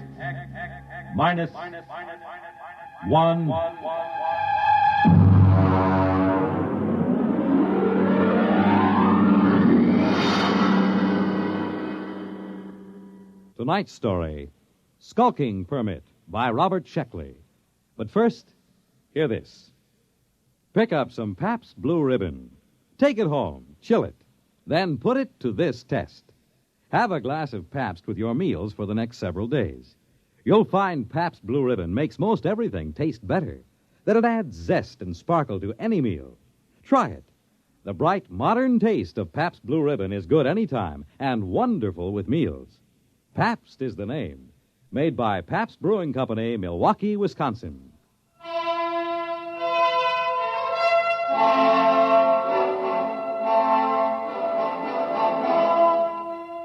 Now, X-1 and Skulking Permit by Robert Sheckley.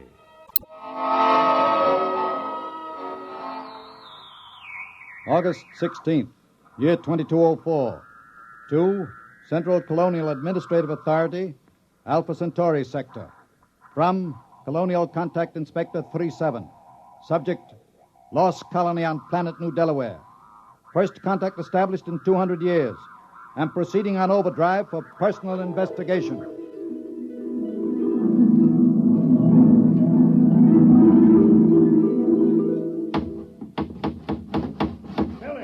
Billy Painter, I thought I told you to consult me. Oh, take it easy, Mayor. I put the sign up. No aliens allowed within city limits. What's an alien? Never mind. Look at the church. You painted it wrong. Now, look, here, I painted that church with a nice bright red. Now, what's wrong with that? I looked it up. It's a little red schoolhouse, not church house. Churches are supposed to be white. Oh, I got along fine enough in New Delaware for 200 years without either of them. Yes, I know, but we need them now, and we haven't got much time. Hey, when do I get a police chief badge? I read that a police chief always gets a badge. Make yourself one. Now, go on. All right, then. Oh, it sure is hot. I don't know why the inspector couldn't have come in the wintertime. Oh, Tom Fisher. Yeah? Come here, Tom. I've got a job for you. Well, now, look, Mayor, I'm on vacation. The fish won't be back in these waters till No vacation, not now. The inspectors do any day. Tom, how would you like to be a criminal? Well, I don't know. What's a criminal? Well, come over to my house and I'll explain. I've got to appoint a criminal. And it looks to me like you're it. New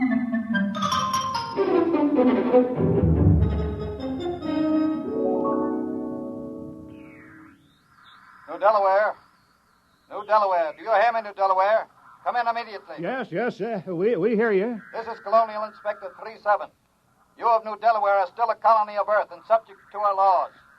Do you acknowledge that status? Oh, yes. Yes, we called a town meeting last night and we talked it all over. We're still loyal to Earth. Excellent. That saves us the trouble of sending an expeditionary force to reconquer you for Imperial Earth. Imperial? Well, that's funny. All the books talk about Earth as a united democracy. A lot can change in 200 years. You realize, of course, there is room for only one intelligent species in the universe, man. All others must be suppressed, wiped out. We can tolerate no aliens. I'm sure you understand, General. I'm not a general. I'm a mayor. You're in charge, aren't you? Yes. Then you're a general.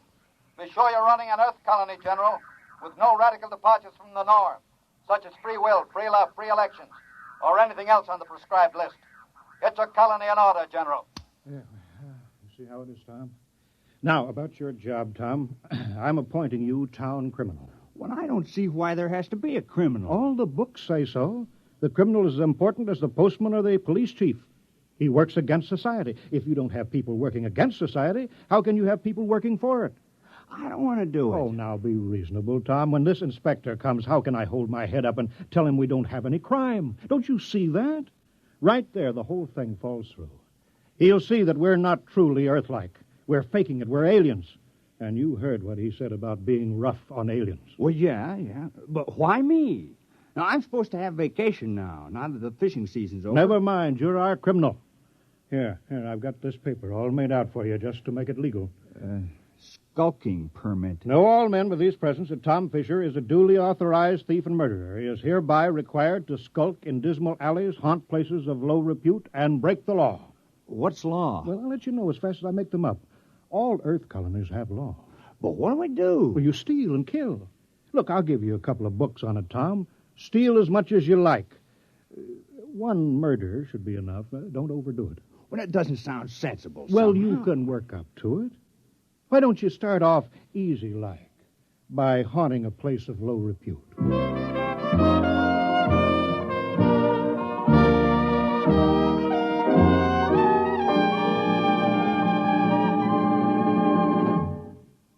You're listening to Skulking Permit, tonight's attraction on X-1. Careful planning and sensible driving add up to an enjoyable vacation trip. Here are a few tips from the National Safety Council that should help make your trip a pleasure instead of a tense, nerve-wracking time. Before you leave, have the car given a thorough checkup to be sure it will always respond properly to your careful control. Check the emergency equipment you'll need, such as a first aid kit, keys, permits, identification, flashlight, tire-changing equipment, and your unexpired driver's license. Plan your trip for frequent rest stops with a good night's sleep each night. And then, on your trip, pay attention to the job at hand and don't daydream. Stop off the road to see the sights or read the map. Be prepared for winding and straight roads, level and hilly roads, and changing traffic patterns between urban and rural areas. Obey all speed limits, traffic signs, and signals, and keep your distance behind the driver ahead. This vacation is what you've been waiting for all year. Enjoy it with sensible driving.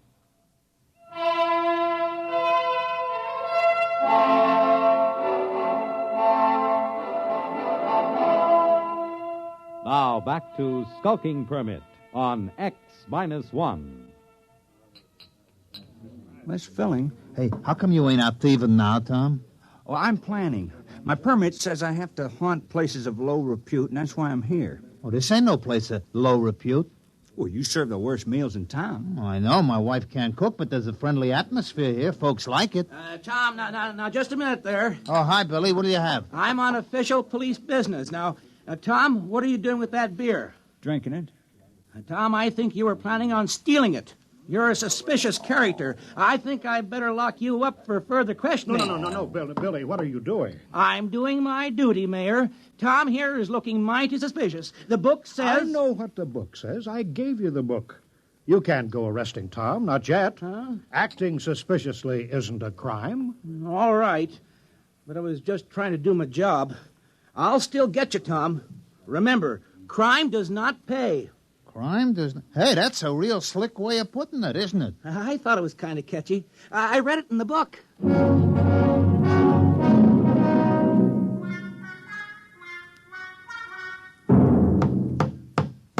Morning, Marv. How's the schoolhouse coming? Oh, hi, Tom. Fair. Would have come along better if I'd had my saw. Your saw? Yes, I left it leaning against my door last night. Wasn't there this morning, Tom. Oh, yeah, your saw. Well, you know how it is, Marv. I had to practice some skulking last night. Oh, yeah, sure. Say, Tom, do you suppose I could use the saw for a while, just for an hour or two? Well, I don't know. It's legally stolen, you know. Well, I'd give it back. I wouldn't keep anything that was legally stolen. Well, it's in the house with the rest of the loot. Okay, I'll go borrow it then. Tom, I've been looking for you. Oh, morning, Mayor. Did you steal my bronze plaque? Oh, I certainly did. Oh, well, I was just wondering. Well, you got your murder planned? Time is running short. Inspector may land any hour now, so let's get that killing over with. Oh, well, then I guess I'll kill George Waterman. Why? Why? Why not? What's your motive? Well, I thought you just wanted a murder. Who said anything about a motive? We can't have a fake murder. On Earth, every murderer has a motive. Oh, well, I don't like the way George walks. Never did, and he's noisy sometimes. No, that might be good enough for a crime of passion, but you're a legal criminal, Tom. You're ruthless and cold-blooded and cunning. You can't kill someone just because you don't like the way he walks. That's silly. But I'm supposed to make somebody cease to exist. I mean, like, take Marv Carpenter. Here he is today working on the schoolhouse. Big fella. Now, if I kill him, well, he wouldn't work anymore. Now, I've been trying to imagine it. Marv Carpenter lying on the ground with his eyes glaring open and his mouth twisted and never going to hold a piece of wood in his hands again or never sing a song or have a beer or anything. It just kind of makes me sick. I mean, I can go on with the thieving, but murder... Yes, I know, but it's your job, Tom. It's for the good of the village. Murder? Oh, I better go have another beer. Hey, what's that? That must be the inspector's ship landing. Come on, let's go see.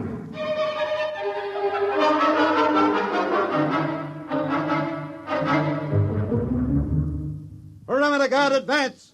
Sidearms to be worn at all time. And guards at battle stations.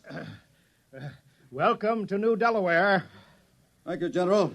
I'm the inspector. This is Mr. Grant, my political advisor. Is this the capital of the colony? Well, I'm afraid there's only one village on the whole of New Delaware. Only one? Grant, I told you when we surveyed the planet we were wasting our time. Patience. We're ready, General. Let's inspect your village.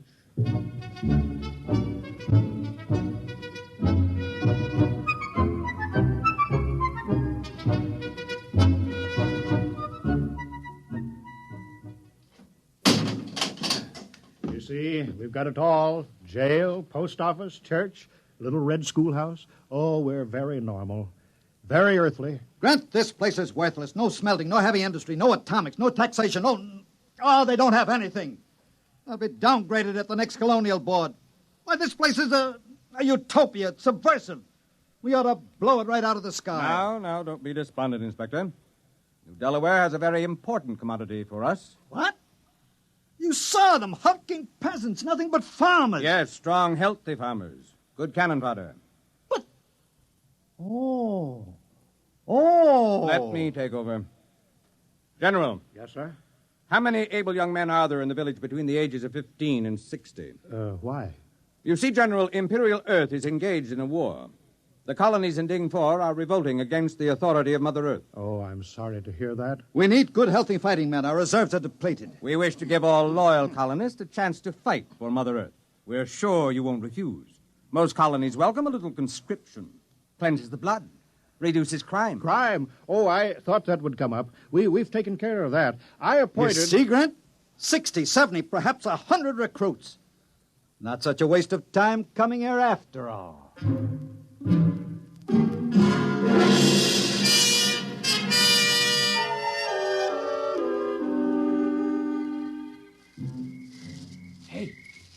Hey, wait a minute, Mayor. Oh, hello, Tom. What are you doing? Well, you said there had to be a murder, so No, wait just a minute. Look, I didn't mean me. It can't be me. You haven't any motive. Well, I've been pretty sore about you appointing me town criminal. Look, it was the mayor who appointed you, wasn't it? Well, sure. Well, then, look, I'm not the mayor anymore. I'm a general. Look, you see, stars, gold braid. Well, what's that got to do with it? Well, you missed the ceremony this afternoon, Tom. The inspector said I had to wear a general's uniform. It was a very friendly ceremony. All the Earthmen were winking at me and each other. Oh, congratulations. But you were the mayor when you appointed me criminal, so my motive still holds. Yes, but killing a general isn't murder. It's mutiny. Oh, well, I'm sorry. Oh, that's all right, Tom. It's just that I've read up on it and you haven't. Well, I better get back. The inspector wants a lot of the men he can draft. Are you sure this murder is necessary? Oh, yes. Yes, absolutely. Just not me.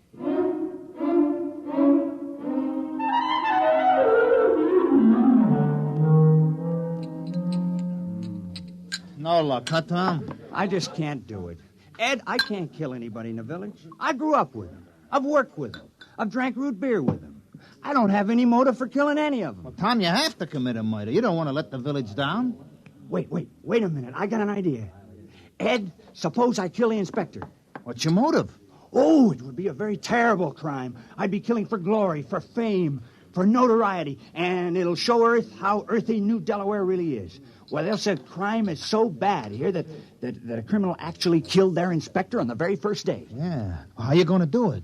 Well, one of those soldiers got drunk on a bottle of your Keebler juice, and I stole his gun. Well, I better get going. I'll wait for him on the path between the mayor's house and the ship. Yeah, good luck, Tom. Yeah, thanks.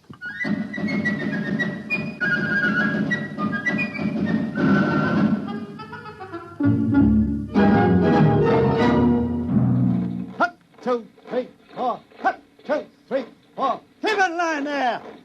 What a sloppy crew, all their feet. Still, it's a nice night's work. With those landing parties dying like flies, we can use every new man we can get. Shh! Don't say that. What? Are you afraid the mayor will hear me? Don't be ridiculous. It's a completely passive population, sheep-like, obedient. But wait till those sergeants get hold of them at the base. They'll whip them into first-class fighting men in no time. Halt! Stand and deliver! Why, it's Tom. Hands up, Inspector. I got you covered. Now, the rest of you, drop your guns and move out of the way. What? Now, see here. Now, go on. Now, drop those guns. What's the meaning of this? And who are you? Tom Fisher. I'm the town criminal. I'm going to kill the inspector. Now, please move out of the way. Criminal? So that's what the mayor was prattling about. Now, I know we haven't had any murders in 200 years, but I'm changing that now. Move out of the way. Well, I suppose I'd better get out of the line of fire, eh? Now, wait a minute, wait. Now, don't move. Now, I know just how to do it. I've been thinking about it. I'll push this button and you'll die. Now, you'll fall down on the path, and your eyes will be open and your mouth twisted, and no air going in and out of your lungs, and no beat to your heart. And I can't do it. Here's your gun. Take it. I don't want it. Quick after him. Sergeant, have the entire ship's company turned out. General, I want all your people out looking for him. Shoot on sight. Kill him instantly. Oh, we couldn't do that. Although we appreciate the compliment. What, that man's a... He's a criminal, yes. That's what I'm trying to explain. I appointed him. We had to have one. You what? You mean you had no criminals? Well, No, I'm afraid not. I'm terribly ashamed. You see, we knew how uncivilized we were, and that's why we did it. I'm dreadfully embarrassed that Tom couldn't handle the job. Why did you give the assignment to that particular man? Well, I figured if anyone could kill, Tom could. He's a fisherman, you know. It's pretty gory work. And he wasn't able to kill the inspector? Well, we just haven't had to kill anything for 200 years except fish. The only animals on New Delaware are small grass eaters, and they're not good to eat, so we never kill any of them. And the rest of you would be equally unable to kill? We wouldn't even get as far as Tom did. I want that man found and... Forget about it, Inspector. What? We'd better get away from here. You want men in our army who can't kill? Think of it. The morale problem. The possibility of infection. One man in a key position endangering a key ship, or maybe a whole fleet, because he can't kill. It isn't worth the risk, Inspector. Yes, sir. I see what you mean. Order your troops to get back to the ship. We'll take off at once.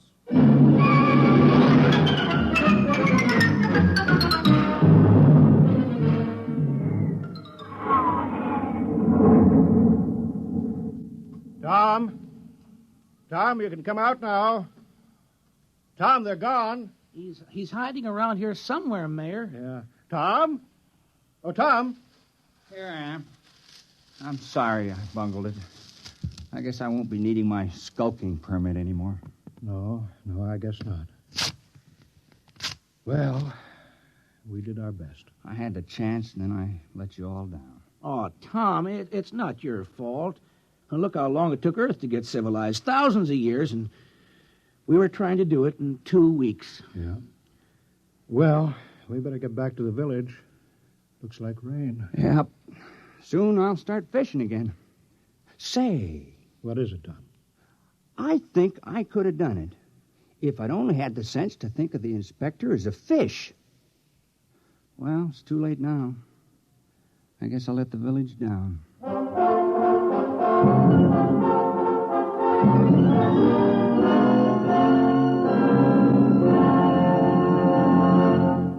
Fred Collins again, and I'll have a word for you on tonight's X-1 in a moment. This is Bob Haynes speaking to you from somewhere in the Caribbean. I am aboard a UDT personnel landing craft. That's the Underwater Demolitions Team. We are right now on our way out to rendezvous with United States submarine Sea Lion. Monitor took you there. Some men go over Niagara Falls in a barrel. Some people sit on top of flagpoles. But we have a man by the name of Rajah Phillips from India who is buried alive right in the center of a furniture store here in Owensboro, Kentucky. And Monitor took you there. Big events, little events, offbeat events, comedy, music, news, and sports. They're all part of the top variety of entertainment Monitor brings you all weekend long. This is Frank Blair inviting you to join us on Monitor every weekend and Friday nights, too, on most of these NBC stations.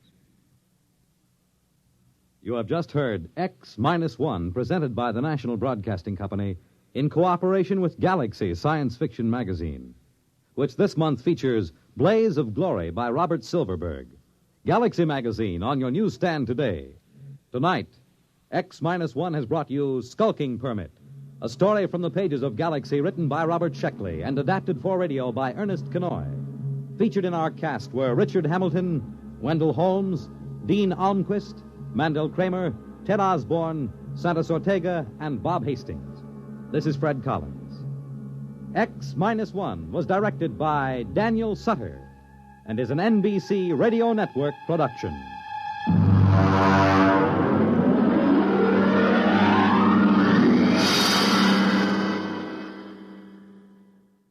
There's excitement in the air at night, and Nightline brings it to you.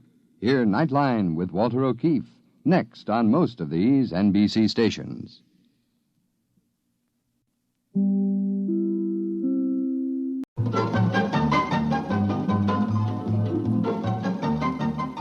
This is Nightline, your open door to people and places, and this is Walter O'Keefe. Nightline invites you to listen in on NBC's award-winning science fiction series X-1.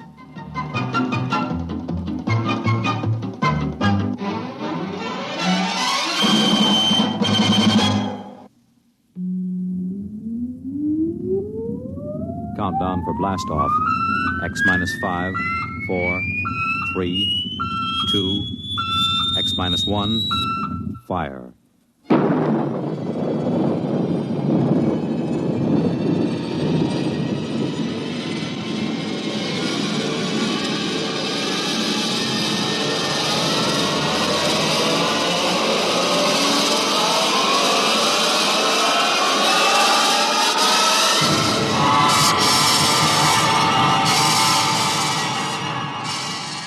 From the far horizon of the unknown come tales of new dimensions in time and space. These are stories of the future, adventures in which you'll live in a million, could be years, on 1,000 maybe worlds. The National Broadcasting Company, in cooperation with Galaxy Science Fiction Magazine, presents X minus one.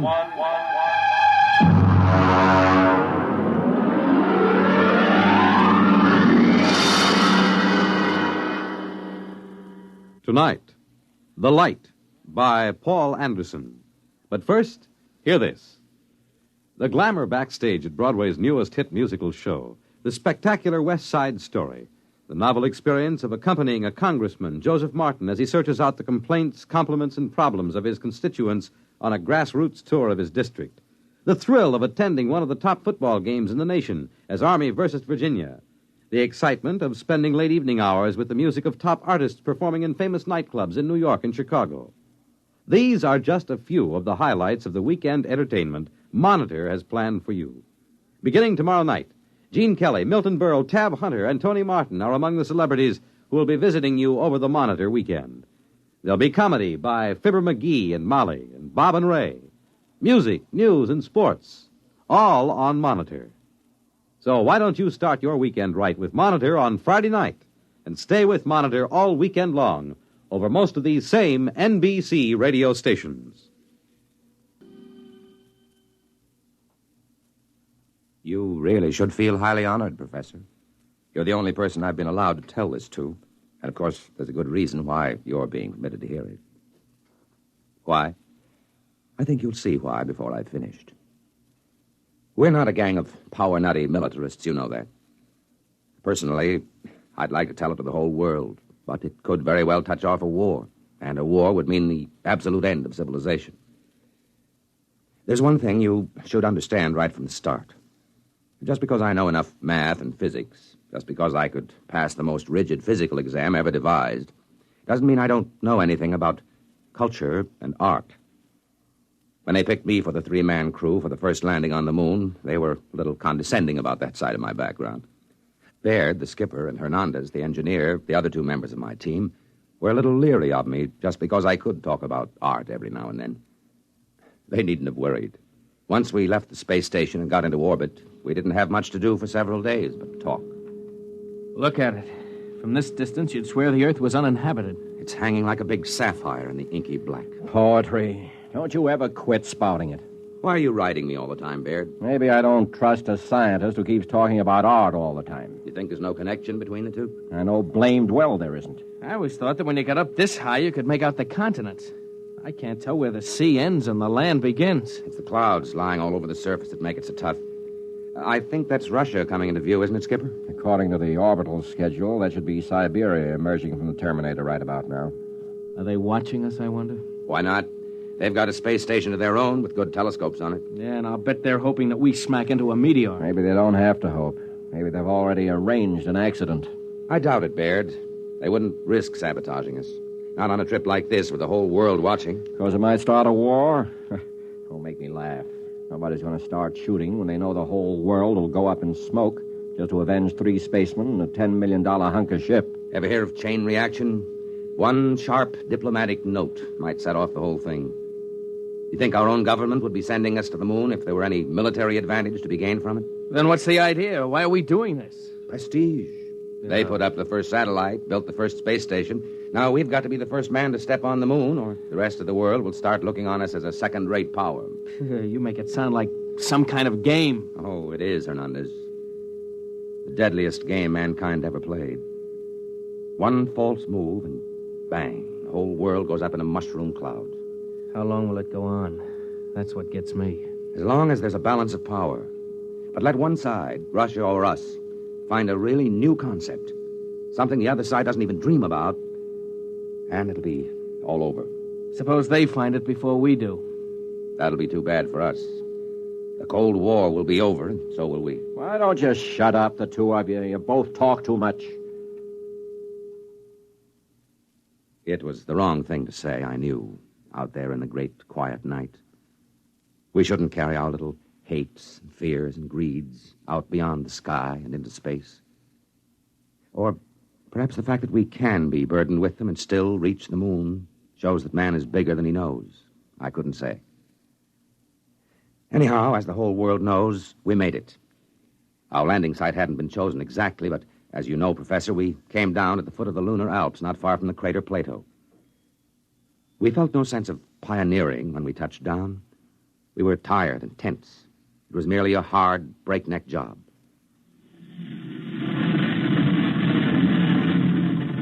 Hot rockets. Rockets off. Well, gentlemen, we're on the moon. Can we open the viewports? I want to see this. Go ahead, I'm bushed. Look at that. That light. I didn't realize it would be so bright. It's a cold, eerie light. It's not like our deserts on Earth. They aren't as bright or as dead. All right, that's enough gawking. Our orders are to draw lots to see who's first on the moon. All right, Hernandez, you draw first. Well, Professor, we drew lots. And, of course, everyone knows who won. I did. I was to be the first man ever to set foot on the moon. At least for a little while, that's what I believed.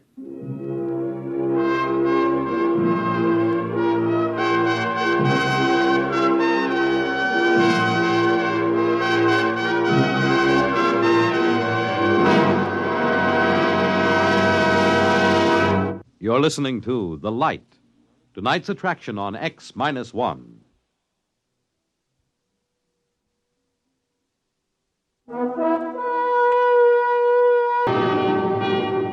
Now back to X-1 and The Light.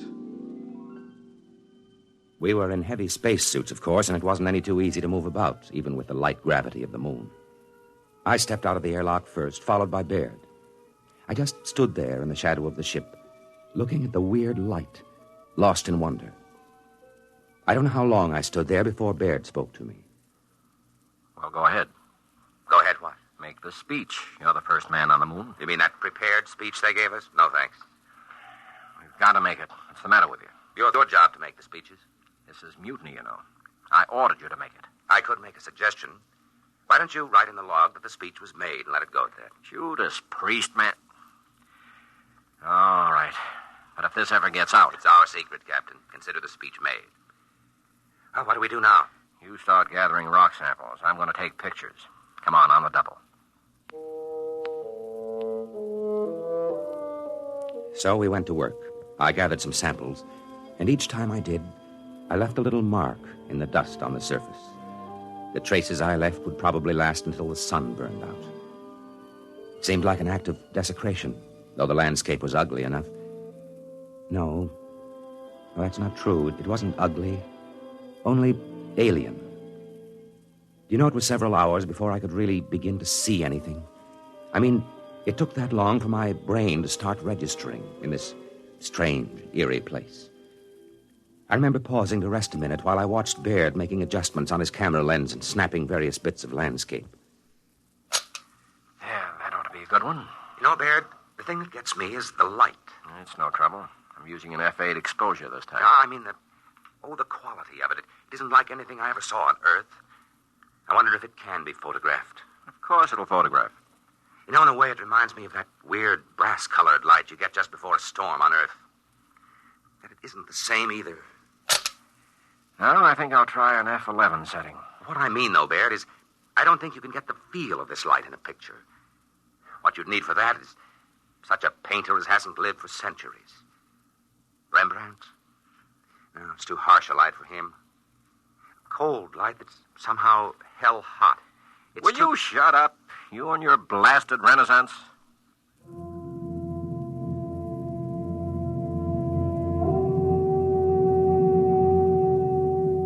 Well, I suppose Baird had a point. This was hardly the place for a chat about art. We went back to the ship after that, had a meal and a nap before setting out for more explorations. We decided to take a look at the Plato crater, and conditions were right for it, so we set off, all three of us this time. I won't describe the walk in detail. I can't. It wasn't simply the landscape and the lighting. On the moon, your weight is only 1/6 as much as it is on Earth, while the inertia remains the same. It feels almost like walking underwater. But you can move very fast once you get the hang of it. After a while, we reached the crater wall, climbed it, and stood looking down. Then Hernandez saw something and let out a yelp that almost split my ear when I heard it on the speaker in my helmet. Hey, look! What's the matter? What happened? There, in the floor of the crater, that mist. Yes, I see. Then they were right. Who? What are you talking about? The astronomers. They thought they saw something that looked like a mist in some of the big craters. They're right. It's right in front of our eyes. I thought there was no atmosphere here. How could there be mist? Maybe there's some kind of water table down on the floor of the crater. Hey, get back here. I want to go down for a closer look, Baird. And break your leg so we have to carry you home? No dice. You stay here. We've got to find out. He couldn't break anything wearing that space suit. They're like arms. Stay here. I'll have your court-martial. Oh, Skipper, have a heart. Yeah, come on, Skipper. We've got to find out what that stuff is. In the end, we convinced Captain Baird, but he insisted we rope ourselves together before we made the descent. It was agonizing work getting down the lip of that crater, but we made it. We stood there silently on the floor of the crater, bathed in a cold, golden-white radiance. There's never been such a light on Earth. It seemed to pervade everything, drenching us cold and white, like silence made luminous.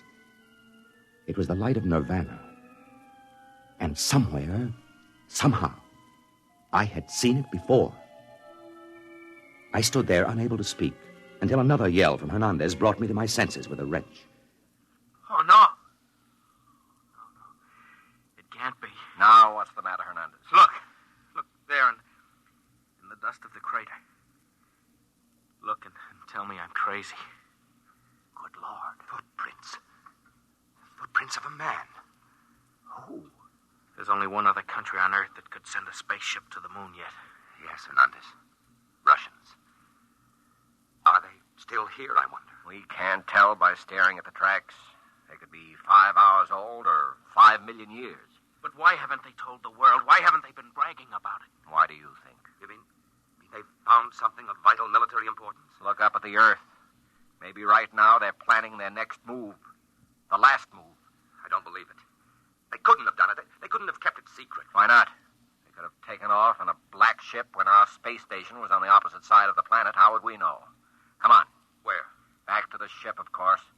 They'll have to know about this in Washington immediately. If they find out we know their secret, that could be enough, Baird. That could trigger the war. I've got a code. Are you sure it can't be broken? That it already hasn't been broken? Shut up, you troublemaking whelp. Let me alone. Just the same, Skipper. We better follow those tracks. See where they lead to. We didn't bring any weapons. I'd be surprised if they were as careless. Baird, listen to me. All right, court-martial me later if you want, but listen. We can't just go back to the ship, never knowing for sure what these footprints are and who left them. How much looking can you do? In less than 1 hour, the sun will sink behind the lip of the crater. When that happens, it's going to get cold. Colder than anything you've ever imagined. I've got a heating unit in my suit. Good for 20 minutes at the most against a cold like that. Barely time to get back to the ship. All right. I'll take the chance and get back in time. But let me follow those footprints, Baird. It's your duty to let him, Baird. All right, permission granted. God help you.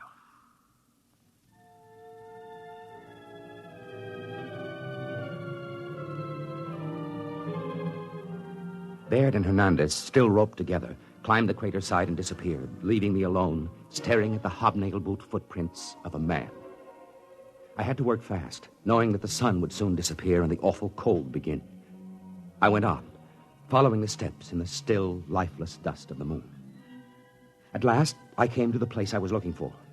It wasn't much to see. There was a long track of plowed dust and a chipped stone where something had landed and taken off again. And this was the astonishing thing. There was no sign of a rocket blast. A few scars where a pick had removed samples, footprints, and that's all. Someone, sometime, had landed here without rockets and had never told anyone about it. I looked up at the sky, saw the ruddy speck of Mars, and felt cold. Had the Martians beaten us to our own moon? But I had to get back now. Every second longer that I remained whittled down my chances of ever reaching the ship again. I was about to start back when something caught my eye. A big chunk of rock with something carved on it. Something unmistakable. A cross. A million suns wheeled and glittered above me. Then I knew. I remembered where I had seen that weird light which remained on the wall at sundown. And then I knew the truth. I turned and started to run for the ship. I almost didn't make it. Baird met me halfway, ripped off my pack, and connected another heating unit. Jackass! Puddin'-brained fool! I'm going to have you up before a court-martial, so help me if it's the last thing Even if I tell you who made those footprints in Plato? What? I can, you know. I've got it all figured out. And in a way, it's a good joke on you. All right, back into the ship with you, and let's hear the whole story. And it better be good.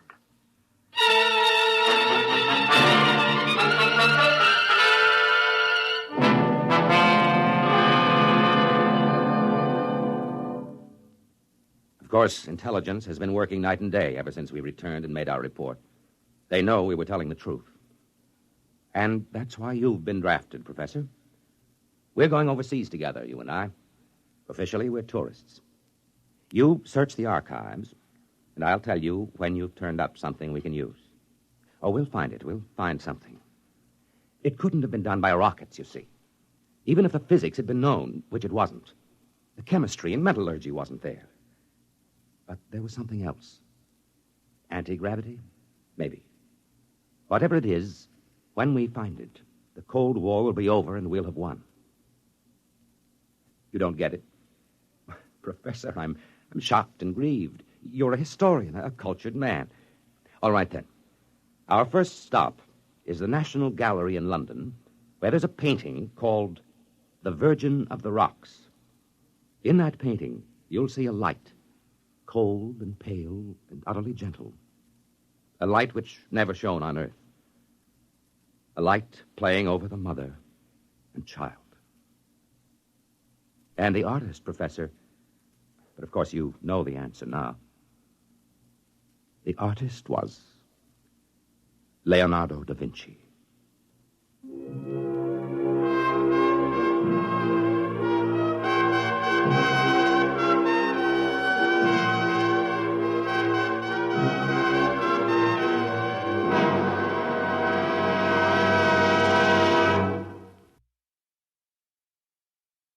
You have just heard X-1, presented by the National Broadcasting Company in cooperation with Galaxy Science Fiction Magazine, which this month features the conclusion of an exciting two-part serial, Wolfbane, by Frederick Pohl and C.M. Kornbluth. Read it in Galaxy Magazine on your newsstand today. X-1 has brought you The Light, a story written by Paul Anderson and adapted for radio by William Welch. Featured in our cast were Carl Weber as the narrator, David Kerman as Captain Baird, and Bob Hastings as Hernandez. Your announcer, Fred Collins. X-1 was an NBC Radio Network production.